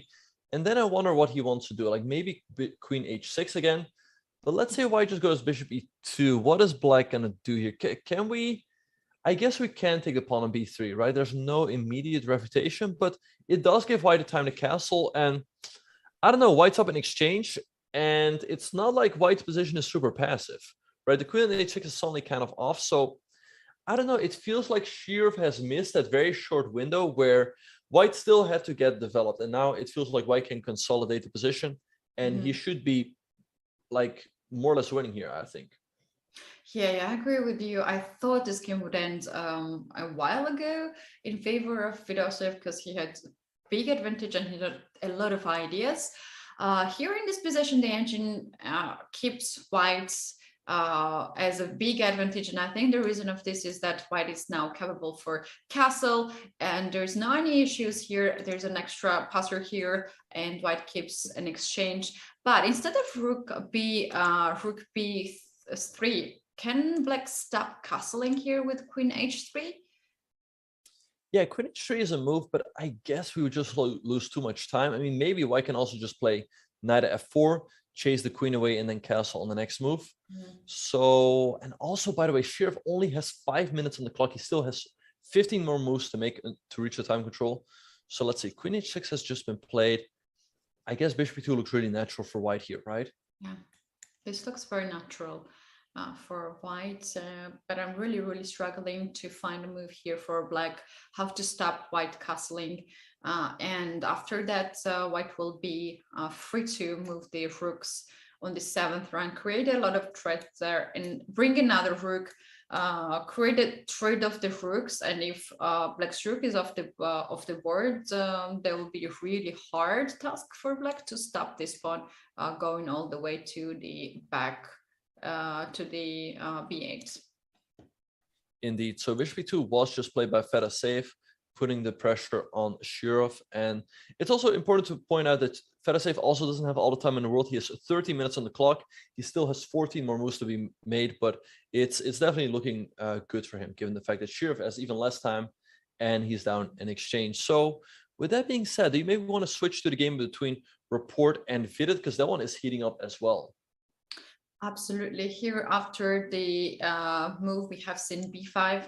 They played quite fast. Next move, bishop c2 was played here by a Rapport, rook c6, and now queen f5. This is so hard position to play with so low time on the clock, and practically it's a big chance to blunder something here, because still we have all the pieces on the board. We have some trade of the pawns, and you don't have much of the time to figure out all these threats. We might have some blunders here. Indeed. So rook e8 was just played by Vidit. He's putting pressure on the pawn on e4. To me, the move knight eg3 looks quite logical, activating the knight, defending the pawn on e4. And as you mentioned, it's not impossible for black to blunder here, because his pieces are a bit all over the place. Right, and knight eg3 has just been played by Rapport. I mean, this rook on c6 looks very clumsy, right? It's blocking the own bishop on b7. Mm-hmm. Also, the knight on g4, I mean, it's always hanging in the air a little bit. And I really like white's position. I mean, the knights on f5 and the knights on g3 are perfectly positioned to launch an attack on the black king. Also, the bishops on b2 and c2 can later on put pressure on those diagonals. So and he controls the center, so I think it looks great for Rapport. And Vidit only 5 minutes on the clock. Let's see what he's going to do here. Maybe move like knight f6 to bring that knight back into the game. I think that's a very good timing, because I'm kind of starting to feel e5 here would create a serious threat starting from bishop e4 to hit the rook, or even to play h3. And where the knight goes, knight has only one square on h6, and after this trade, white would be happy to bring another knight on the king side and to play on the dark squares, which is simply very weak there. So yeah, knight and f6. I think it's good timing for black to bring it back. However, it's still something like e5, maybe, the move, that or maybe d5 in this case. D5? Hitting the rook and opening of the bishop on b2. That looks very dangerous. Yeah, it looks very dangerous. Let's say rook goes in here, and this kind of feels like there should be something already, starting with the capture or bishop d4 first, to ask this rook where you really go here. There is also some ideas to take this and bring the knight on h5. It needs a good calculation, and still both players have not much of the time, but definitely Rapport is in a better situation now. Yeah, it looks really difficult for Vidit. I mean, if moves like knight f6 don't work, then it's really tough, right? You want to make some natural moves. So I feel like that rook on c6 has to move at some point, right? Because now it's blocking the bishop. Also, it's running into d5 at any moment. So maybe a move like rook to b6. However, what is the rook really doing over there, right? And actually, the rook on c6 is also always looking at the bishop on c2. Vidit, by the way, getting down to 3.5 minutes. I think this is looking really, really good for Rapport. And also, if he were to win this game, he would catch up with Vidit, and they would both be tied for the lead. Yeah, there's a good chance for Rapport that he's looking for. I say that Vidit made a move, and that is a5. This is the move as it's a sacrifice itself. I kind of have a feeling that it's this move seems to be out of desperation. Black has not that good moves here. Black has not much of the options here, and he tries to complicate the position. However, this move actually doesn't really threats much. The one I can see is a4 to annoy the queen, and queen can't go far as the bishop here is hanging. But let's say we just take that pawn. What is his idea, you think? Yeah. What if we just take? Because if you go rook a6, we can just play bishop c3, I guess. I think his idea is now either to sacrifice another pawn and then activate the bishop in this diagonal and get this bishop on c4, or to go right away with bishop a6 to threat b4. But he really sensed that it was the moment to go with this move a5 and try to get Rupert's attention to the other side of the board. That's a good point, that you don't want to give white a free hand on the king side. I guess his idea is, as we were talking, maybe if Rupert takes a pawn on a5, I guess he wants to go rook a6, hit that pawn on a5. And if white goes bishop c3, I guess he wants to go pawn to c5, because you want to undermine the center one way or another. Because let's say white takes on c5, now he can always put one of his knights on e5 to create a bit of a blockade. So I guess that's what he's looking at. But as we were talking before, this game is really crucial for in group C, because in the first leg of the Grand Prix, Rupert made it to the semifinals, a decent result. So he needs another very good result here. He probably needs to make it to the finals or to win this one to qualify for the candidates tournament. So if he doesn't win this game, he's probably not going to win the group, right? So it's really a must-win game here for Richard. And he's played the move bishop d3. I actually like that move a lot, because he's hitting the pawn on b5. And what are you going to do? If you go rook b6, now you take an a5 and hit your rook. So that's not what you want to do. If you take on b4, we take on b5 and you lose the exchange. So Vidit really being put to the test here, and he only has 3 minutes on the clock. Mm-hmm. Yeah, that's right. So hard decision here from Vidit's side. Bishop b5 is now a serious threat. Still, all the tension is on the board. If black goes now e4, this kind of close this queen side where black hope to have some play. Queen can get on d1, hit this pawn, knight over here, and now there's a double attack. In fact, the pawn and the knight are hanging. Knight has to move away, and white is winning now an exchange. So, wow, what's happening? Is Vidit really going to lose this game? I mean, I don't see a move here. Like, how do you defend the pawn on? How do you defend the pawn on b5? Also, the bishop now steps out of the attack of the rook, so that's also nice for white. It's looking really, really tough, and he's getting down to 2 minutes. Let's see what he's gonna come up with. But yeah, it would be tough for Vidit. I mean, his chances of qualifying to the candidates were already very slim, but if he doesn't win this group, then it's gonna be even more tougher. And maybe, maybe he's not that focused on qualifying for the candidates, but of course he also wants to do well in this tournament, because it's a very important tournament by itself. We're talking about very nice prize fund, 150,000 euros, and by the win of each game you are getting closer to bigger and bigger amount of the prize. And why not? And on top of it, for at this point the rating is so crucial for these players, because even 1 point or 2 point can make such a big difference for the top players. So a rating is on the table, and also price is also on the table. If he had not successful first leg, for the second leg he probably looks for these two criteria. Indeed. And let's talk real quick about the time control, because Vidit only has 2 minutes on the clock. Does that mean that he can flag? Well, the answer is no, probably not. I mean, he can flag, but it's unlikely, because the players get 90 minutes for the first 40 moves.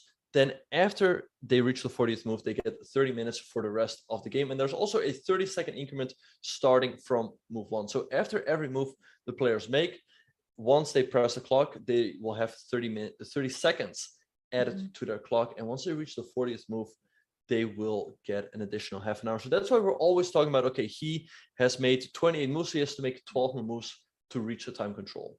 He has to make now 11 more moves to reach the time control. This is move 29.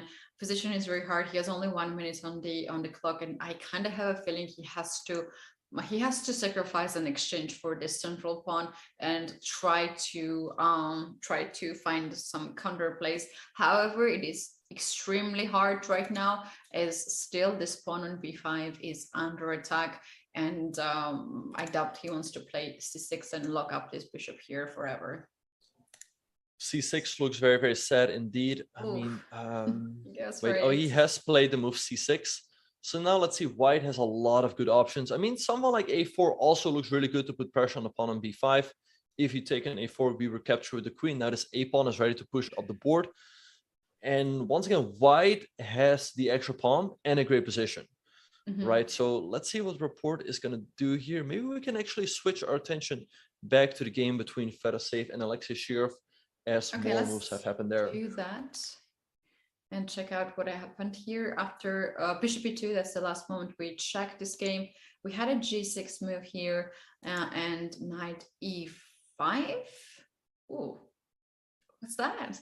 Knight e5. This looks like a sacrifice, but if you take knight on e5, the rook in 5 is hanging. There's rook b3, a3, knight takes d7, knight takes d7, queen takes d7. Oh, check, and white has an extra rook. Yeah, white's up a rook here. Shirov going all out in the attack, but I don't know if this is working. So let's see where the king should go. It has 3 squares. I can go to d1, f2, or f1. So let's try to look at all of those. I guess if the king goes to f2, black takes on e3 with a check, and black should be doing fine. Because if you go with the king to f1, you lose your rook on c1. And if you go to g2, you lose your bishop on e2. So that's not something you want to do. So we can already rule out king to f2. Now the question is, do we go to d1 or do we go to f1? I guess if the king goes to d1, then black is going to take with the queen on e3 once again. And it looks pretty dangerous for white because black is threatening queen to d2 checkmate.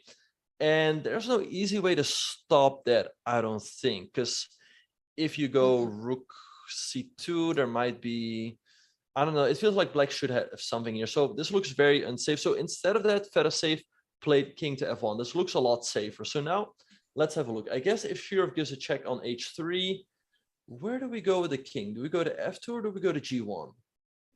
I think now king f2 can be safer because the pawn is guarded by the king, and Shirov cannot really sacrifice another rook because it will be a really huge advantage. And if queen gets back to h6, now white has some time. White can play queen a7 back to guard this. White can play f4 to close the queen coming from controlling this diagonal.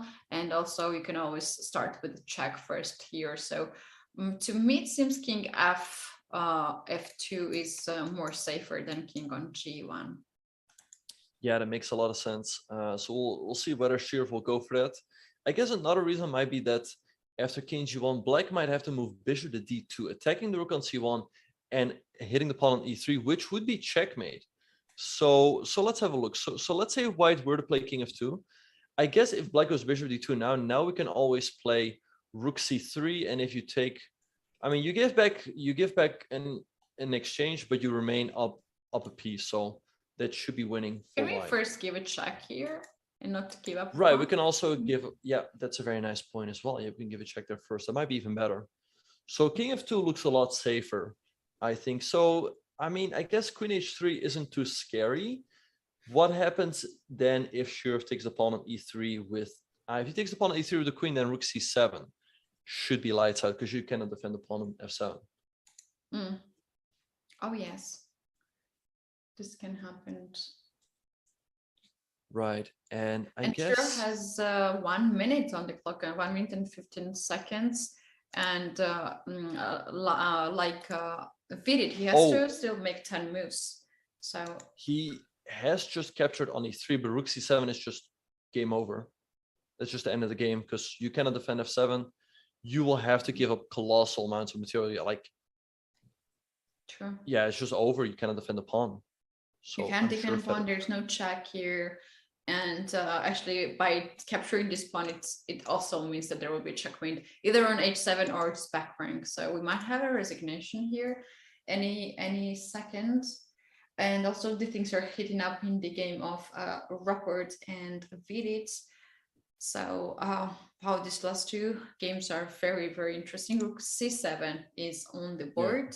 And honestly, I expect here resignation already as the next move. Is a checkmate after queen f7. Indeed, yeah, I expect Shir to resign here as well. You cannot stop queen takes f7, which would be checkmate. So I guess we'll just wait here for the result to be official. And of course, as soon as that is in the books, then we'll switch our attention to the other games, especially the one between Rapport and Vidit. And Shirv has resigned. So Fedoseev wins a very important game. As it looks like Vidit might lose, that would give Fedoseev a lot of chances again. So let's have a look. These are the standings have just been updated.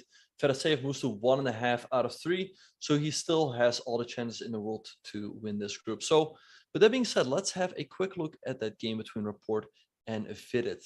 What has happened since Vidit played this move c6? Oh no, Black's dropping the exchange.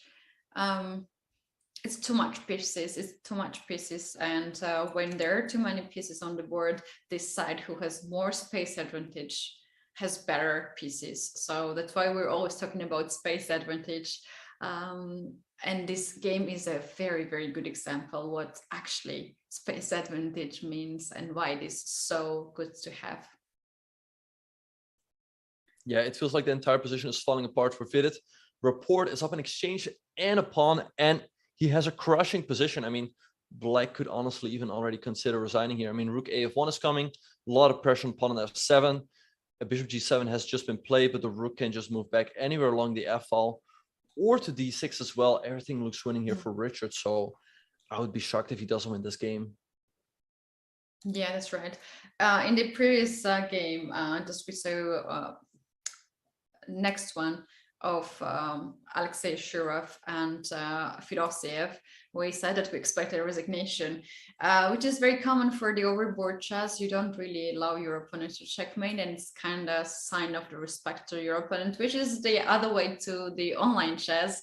You very often try to allow your opponent to checkmate you, and it's a better gesture rather than to resign and be first. So what is your personal choice, Benjamin, when you play over the board chess and when you play online chess? Yeah, so to be honest, normally when you play over the board, you don't let your opponents play until checkmate. Of course, it all depends on the game, right? Like, let's say you play a bullet game, for example, and your opponent only has a couple seconds. Of course, you'll try to flag him even if he has an extra queen. Of course, over the board at some point, it is time to resign, but there are certain exceptions. Actually, I once played a game against Rapport where he had a very pretty queen sacrifice, and I was like, okay, this is so pretty. I will give him the honor, or like the pleasure of checkmating me, because you don't get to do that every day. But normally, of course, you resign. And as we speak, Rook F2 has been played by Rapport. I guess maybe normally Vidit would resign here, but I guess he just doesn't want to, because this game is so important for the standings. Yes, he might make several more moves, reach the time control, and then resign over there. But still, a lot of pieces on the board. It makes sense to keep it go, as there's no any checkmate coming up, and it's just bad position. And he lost an exchange. And of course, no one really expects him to resign in here, and it's really up to his decision. So he keeps it go, and he plays Rook B8. He knows that he has to face this process to stop the clock, which is the hardest part of the game. He already knows that he's losing. We very often realize that we lost the game, but the stop the clock and handshake, congratulate the opponent is the hardest part of the game. And those who has never experienced it maybe don't really understand what we're talking about or crying about, but it is really, really tough process. So sometimes it takes some time. Indeed. And as we were talking, I spotted that Vidit actually has one last check in the position, right? So he plays Rook to B8. Let's say we go Rook AB1, right? That looks like a very natural move. And let's say Black plays the move C5. Here, Rook takes F7 looks crushing, right? But if White does that, all of a sudden, there is Queen takes H3, check. You cannot take the Queen because the pawn is pinned. You're forced to go King G1, and then Black goes Queen takes G2. So Richard is saying, all right, I want to make sure that none of that ever happens, and he goes Bishop E4. Now c5 is completely out of the question, and yeah, it's just going to be over soon. I mean, everything is falling apart in the black position. Yeah, there are plenty of ideas starting from rook f1, and black can't really hold this pawn anymore. Can be also the queen side a breakthroughs with a4 and try to push that a6 and win a pawn. Let me show that very quickly. Let's make any random move, and then after, let's say queen b6 even, the threat is a6, and black will drop any of these pieces.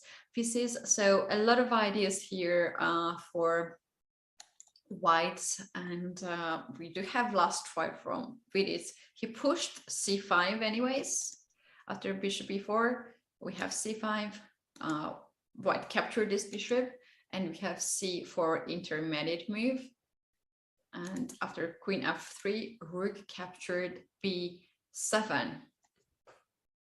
Right, so he took the bishop. So yeah, I mean, I guess for Richard, he's not too unhappy about trading a bit more pieces off. This should be a win. Let's see how he will try to convert this one. He played bishop c3, a very nice move. So now let's say black makes a random move like rook to b8.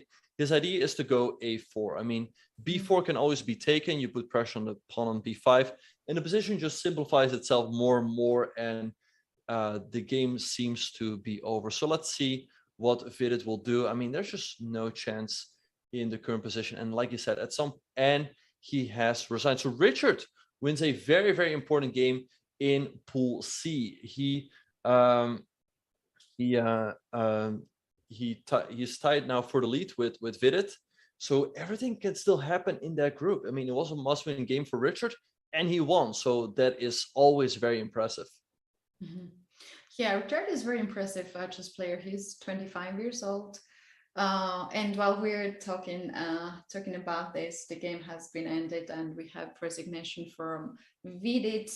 So he decided to resign over here, and we can see 5 draws and 2 decisive games. Today is a day of white pieces. We can see 2 games in favor of white, and 1 last game in progress, which is a draw. Quite easy to handle this from black, and very, very slim chance here that we're gonna see a decisive result.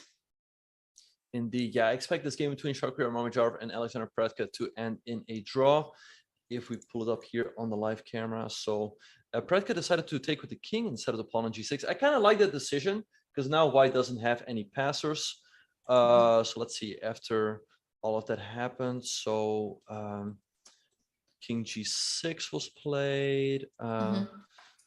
They shuffled around the rook eventually. So yeah, maybe you can take us through what has happened. Yeah, so this moves looks like they were making some maneuvering here. They had to get some time on the clock. I'm a bit surprised that they are still playing, as the tournament is very long, and definitely they need some more energy and more time for preparation for next game, but they know it better, and they still keep it going. And me personally accept this to end soon in a draw, and they will not really try to play that long. Indeed, yeah. Okay, Shakir is still up a pawn though, so of course he can keep trying, but it's unlikely that he will win this game. So let's see. I mean, there's still a couple less tricks left in the position. Let's say black would play a move like f5, right? Then white goes king f4 and gives a check with the rook. The black's king would be forced to step over to f6 to defend the rook on e5, and here white has to move rook g6 check. Black is forced to take with the king, and then we take the rook on e5 with a winning king and pawn endgame. So just to illustrate, I mean, the endgame is a draw, but there are still a couple last tricks left in the position. So let's see what Predke can do here. He could play the move rook e4 if he wants to, because after king f3, there's still king f5. However, white has the move rook h3, and maybe it gets a bit tricky if he starts pushing the pawn. So, I mean, yeah, although there is rook e7 here, and this pawn can be stopped and captured rather soon than white could plan. I think any move here can be just helpful for black. Like even if you bring this rook far away from the white's Threats can be just perfect as the rook here on the 5th rank controls the h pawn, and king is well replaced on g6. Yeah, hard to say what can be white's next moves, like king f4. Black can play king h5, for instance, being even more active, king h6. Yeah, there's many ways, and he goes for rook f5, cuts the king coming on f4 or f3. Yeah, I think a nice move, as you mentioned, it stops the king from stepping back to the f-file. I don't really see what I can do here. Maybe you can wait with a move like rook to g1, but maybe then just something like rook to e5, putting pressure on the pawn on e3. And I mean, Shakhriyar is going to try, for a bit longer, but I think eventually this game should end in a draw because I don't really see a way for white to make progress. Black can always, take the h pawn, then can attack the e pawn, and you can't ever really push these pawns forward. It seems that Black has a nice defensive setup, and it seems like the white can never get h5, and so I guess this game is going to end in a draw. But of course, Momacharov will keep on trying for a while. Yeah, for sure. We have e4 pawn push right now. He goes in this way. Rook e5 makes no sense to hit this pawn and then keep the king on h5 or h6. And very, very soon this game gonna be end, as both of the white pawns are just blocked on the 4th rank, and it's impossible to be pushed on the 5th rank without sacrificing it. Right. So Pretka has just played the move rook to e5, hitting the pawn on e4. Now let's say white goes king f4, right? Which is actually the only, because if you go rook e3, Black has a very pretty way to force a draw right away. Black can take an e4, white has to take back with the rook, and then f5 check. The king steps back, and then we have a drawn pawn in game. So instead of that, Shakhriyar goes king f4 check. I wonder, can Black go, although I guess you don't want to, no, you don't want to go king h5, because if you go king h5, it gets tricky because white goes, let's say, rook g8, and you cannot take the pawn because there's rook h8. So he went king f7, a much wiser decision. Right, king h7 is oh, so it's my line. There is a question in our Twitch chat: what happens if Shakhriyar tries to trade the rooks? If the rooks are off the board, then white will have a winning pawn endgame, as the pawn can be pushed and sacrificed, and meanwhile white king will be able to capture the pawn on f6, and it will be winning. So Black should avoid any kind of sacrifices and trade. And actually, it's impossible to force Black to trade here rooks, right? Just too many squares for the rook. Indeed, yeah, that is the one line that Black has to be careful.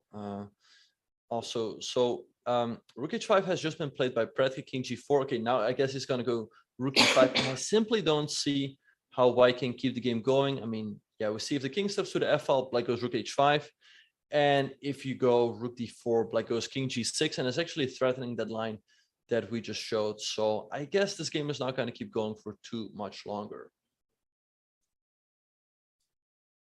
Yes. Yeah, that's right. Let me very quickly up.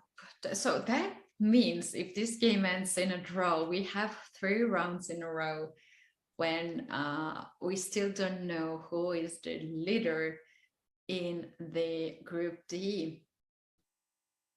Indeed, let's have a in Group D, this game is going to end in a draw, so all of them will be tied for the lead. Let's put it like that. Oh, and actually, yeah, the game has just ended. Oh, it's ended in a draw. Yeah, they agreed on a draw. So which means, Benjamin, that we had 5 draws and 2 decisive results, and which ended in favor of white pieces. Wow, what a day! What a day! Yeah, a very solid day here, and a very solid day at the FIDE Grand Prix in Belgrade. So that gives us the following standings. Let's have a very quick look. So we see in Group A that Dimitri Andrekin and Sam Shanglin are still in the lead with 2 points out of 3 games. Then in Group B, Anish is looking very, very good. He has a 1-point lead over Nikita Vijigov. He's won 2 games, drawn 1. And Caddy, what are the standings in Group C? In Group C, we do have very similar situation. Rapport and Vidit are sharing first, second places. Rapport managed to stop Vidit being a sole leader and Now he's sharing the score with him and the places with him. Fedosiev can still try his best and take over them or get the tie with them. Then in Group B, here we have Anish Giri being a sole leader with 2.5 points, and Vidit has 1.5 points. The rest of the players have a long way to catch him up. And in the Group D, Benjamin, this is so hilarious. I don't know when we're gonna have a decisive game, a result here. As you can see on the screen, we only have draws. Indeed, yeah, pretty funny standings there so far. Indeed, only draws, but that means that some players have had 2 black games, some had 2 white games. So I think to some players that should be to their advantage. But let's have a quick look. Here we see the leaderboards a bit clearer once again. Andreken and Schenken in the lead. Giri leading Group B, and in Group C we have Rapport and Vidit, and Group D 4 leaders. So still a lot to play for. Yeah, absolutely. So, and now it's our time to take a break. We will come back for the rapid recap, but you don't go anywhere, because at this channel, Bullet Chess gonna take over and gonna start very, very soon. Yeah, and if you want to keep watching our broadcast of this, and if you want to watch the rapid recap, head to Chess.com Live.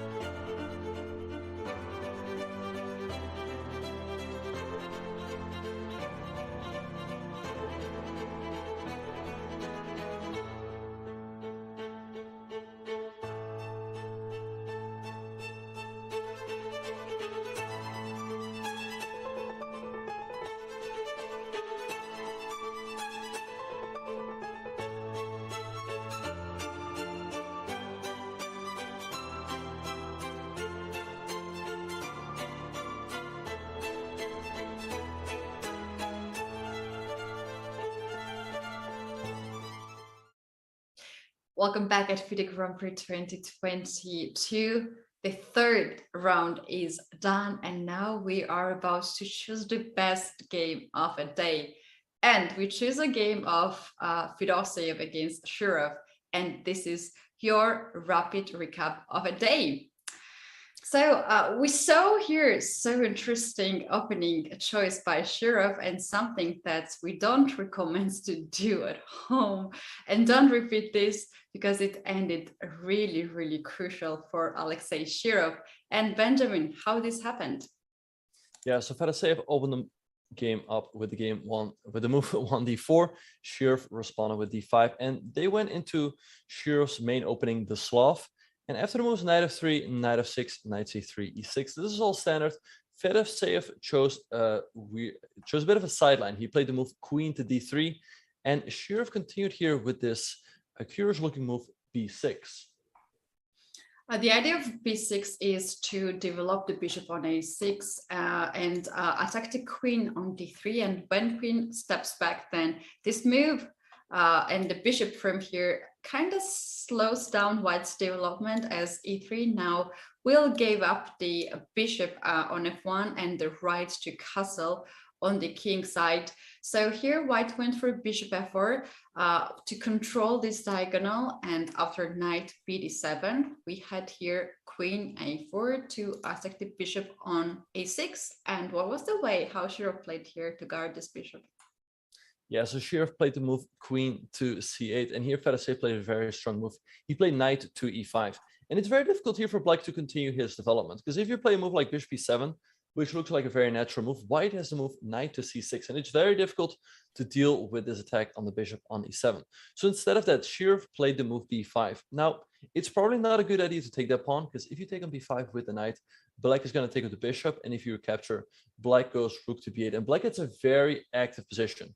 The queen is under attack, and if the queen moves, bishop b4 might come into the position, and it's very tricky here for white with the king still in the center. So instead of all that, Fedoseev decided not to take the pawn, and he played the move queen to a5. That's right. After pushing b5, black just blocked this bishop on a6, and now black decided to push the pawn forward to open up the light square bishop and to annoy this knight on c3.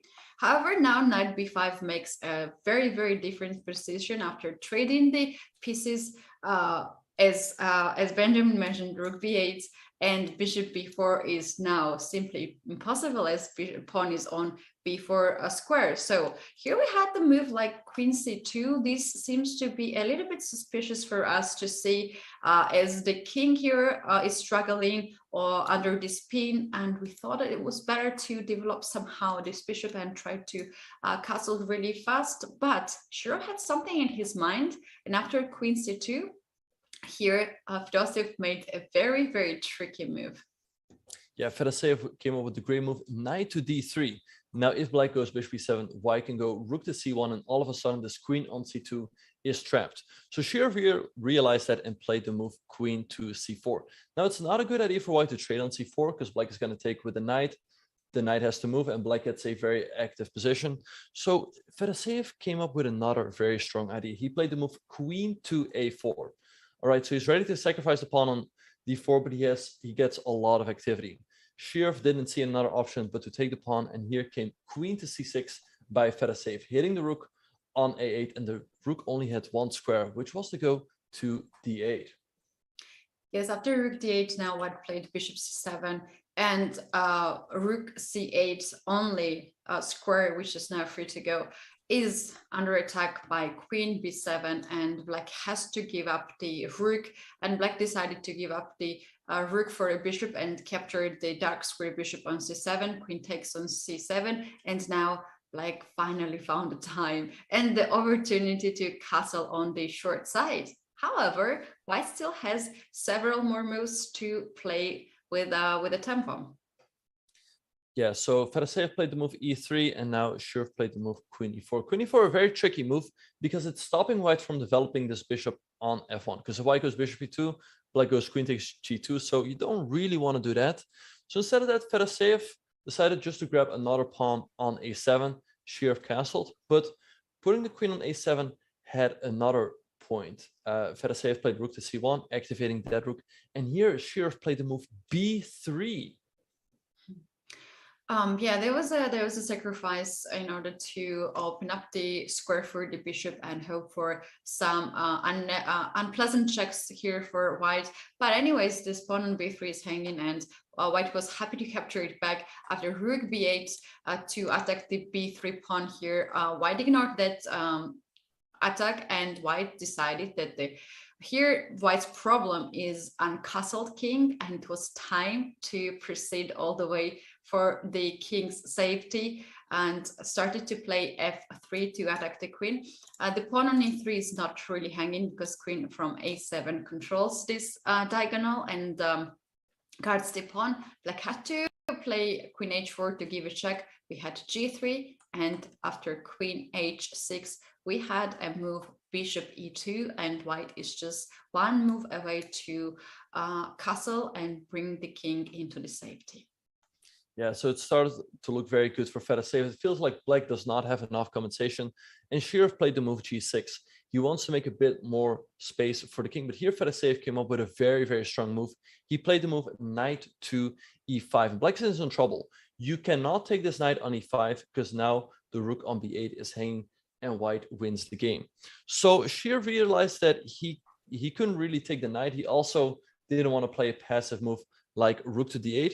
So instead of that, he played rook takes b3, but now he's sacrificing another piece. And Fedoseev took on d7, Shirov recaptured, and now Fedoseev took the knight on d7. Shirov still had some checks, but was it enough here? Yes, white here has three possible ways to continue to play king on f2 or f1 or d1. Out of these three, only one is a good move, and another two are losing. So let me very quickly show you the line with king f2. This allows black to play queen e3. And this seems to be a very bad situation for white, as now if king goes on g2, this bishop will be hanging. If king goes on f1, the rook will be hanging, and the situation will change dramatically here in favor of black. The other way, king if comes on d1, this also allows black to get this e3 pawn, and now the threat is really serious with queen d2.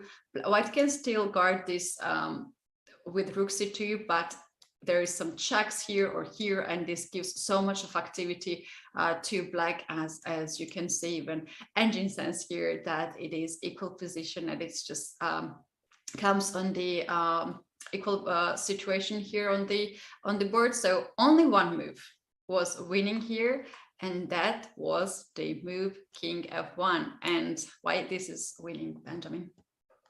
Yeah, so king f1 was played by Fedoseev. There's simply nothing Shirov can do. He captured the pawn on e3, but now this doesn't have a check, and this gave Fedoseev the time to go rook to c7, and there's simply no way black can stop queen takes f7, which would lead to a checkmating attack. And so Fedoseev won this game with the white pieces, and now he's only half a point behind Vidit in the group. Yeah, that's right. Instead of taking on e5, there's one last check here. Shirov could give on h3, but after king f2, bishop d2 to give a double attack here. White has several moves, but the safest, which is here, rook to a c3. After bishop takes c3, queen goes on c8, gives first a check, and now captures this bishop back. And as white had already an extra rook, white could always give back some material and keep the winning position, as white now has an extra bishop. So the game ended in this way. After queen e3 and rook c7, Shirov decided that it was time to resign, and the game was over in here. And this was your rapid recap of the day. Right, so that was our rapid recap. So let's have a very quick look at all of the standings. So we see that in Group A, Dmitry Andreikin and Sam Shankland are currently in the lead with 2 points out of 3 games. However, if we have a very close look, we see that Sam Shankland has played 2 games with the black pieces, and Andreikin has played, Andreikin has also played 2 games with the black pieces. So both of them still have very good chances. But Crow is half a point behind with 1.5 out of 3. And for Alexander Grishuk, it is looking very, very tough. In Group B, we see that Anish Giri, he's looking very, very good. He has a 1-point lead over Nikita Vichkov. He's won his 2 white games, and today he comfortably drew his game with the black pieces. And Caddy, what are the standings in Group C? In Group C, we have the situation when Vidit Gujarati and Richard Crawford are sharing first and second places, and Fedoseev is very, very close to catch them or to tie with them the first place. However, Shirov has half a point here, just like Grishchuk, and has the last chance to fight for the seat at the candidates tournament. In Group D, we have all the draws and all the 4 players are still sharing the first places, and we are very much looking forward when we're gonna have first decisive result in the Group D. Let's now take a look at the matchup and figure out what will be our the match that we will be focused very much tomorrow. Yeah, so tomorrow, another very exciting round in Group A. We see Dmitry Andreevkin, one of the leaders, playing Alexander Grishuk. And we see that Sam Shankman, the other leader, is playing Etienne Bacreux, the lowest seed in the group with a white piece. So I'm sure that he will be looking to win that game. In Group B, we see that Nikita Vichkov is taking on Harikrishna. As we said, Vichkov is 1 point behind Anish Giri. So it's already a must-win game already. And Anish Giri is playing with the black pieces against Amin Tabatabai. And Caddy, what are the pairings in Group C? In the Group C, we're going to have Rapport versus Fedoseev. This is very important and crucial match for Fedoseev. If he wants to catch up with the leaders, he has to try his best. And the game of Vidit Gujarati and Shirov will be also quite tense, as Vidit will try to get back the leader's position. And in Group D, now we're going to have Mamadira versus Yu Youngi, and Pretke versus Maxim Vashel. Very much looking forward to this round. Yeah, no, lots of exciting matchups tomorrow. So yeah, it was a bit of a more quiet day today. We had 2 decisive results and 6 draws. We are surely going to sign off here, but before we do so, make sure to subscribe to the Chess.com Clips channel. Go to youtube.com/chess.com Clips. Lots of exciting moments happening every day here on Chess.com. I mean, whether it will be in the Bullet Chess Championship, in the Rapid Chess Championship, all of those clips will be posted on there. So make sure to subscribe. Yeah, absolutely, and we can call it a day. We have seen really beautiful games today, and we're getting ready for tomorrow's matchups. Big thanks to our viewers on YouTube chat and also Twitch chat for being here with us and being so supportive and very active. Thank you so much, Benjamin, for being amazing co-host. I had a very, very good time today, and also big thanks to our producer who is making this magic happen at the broadcast.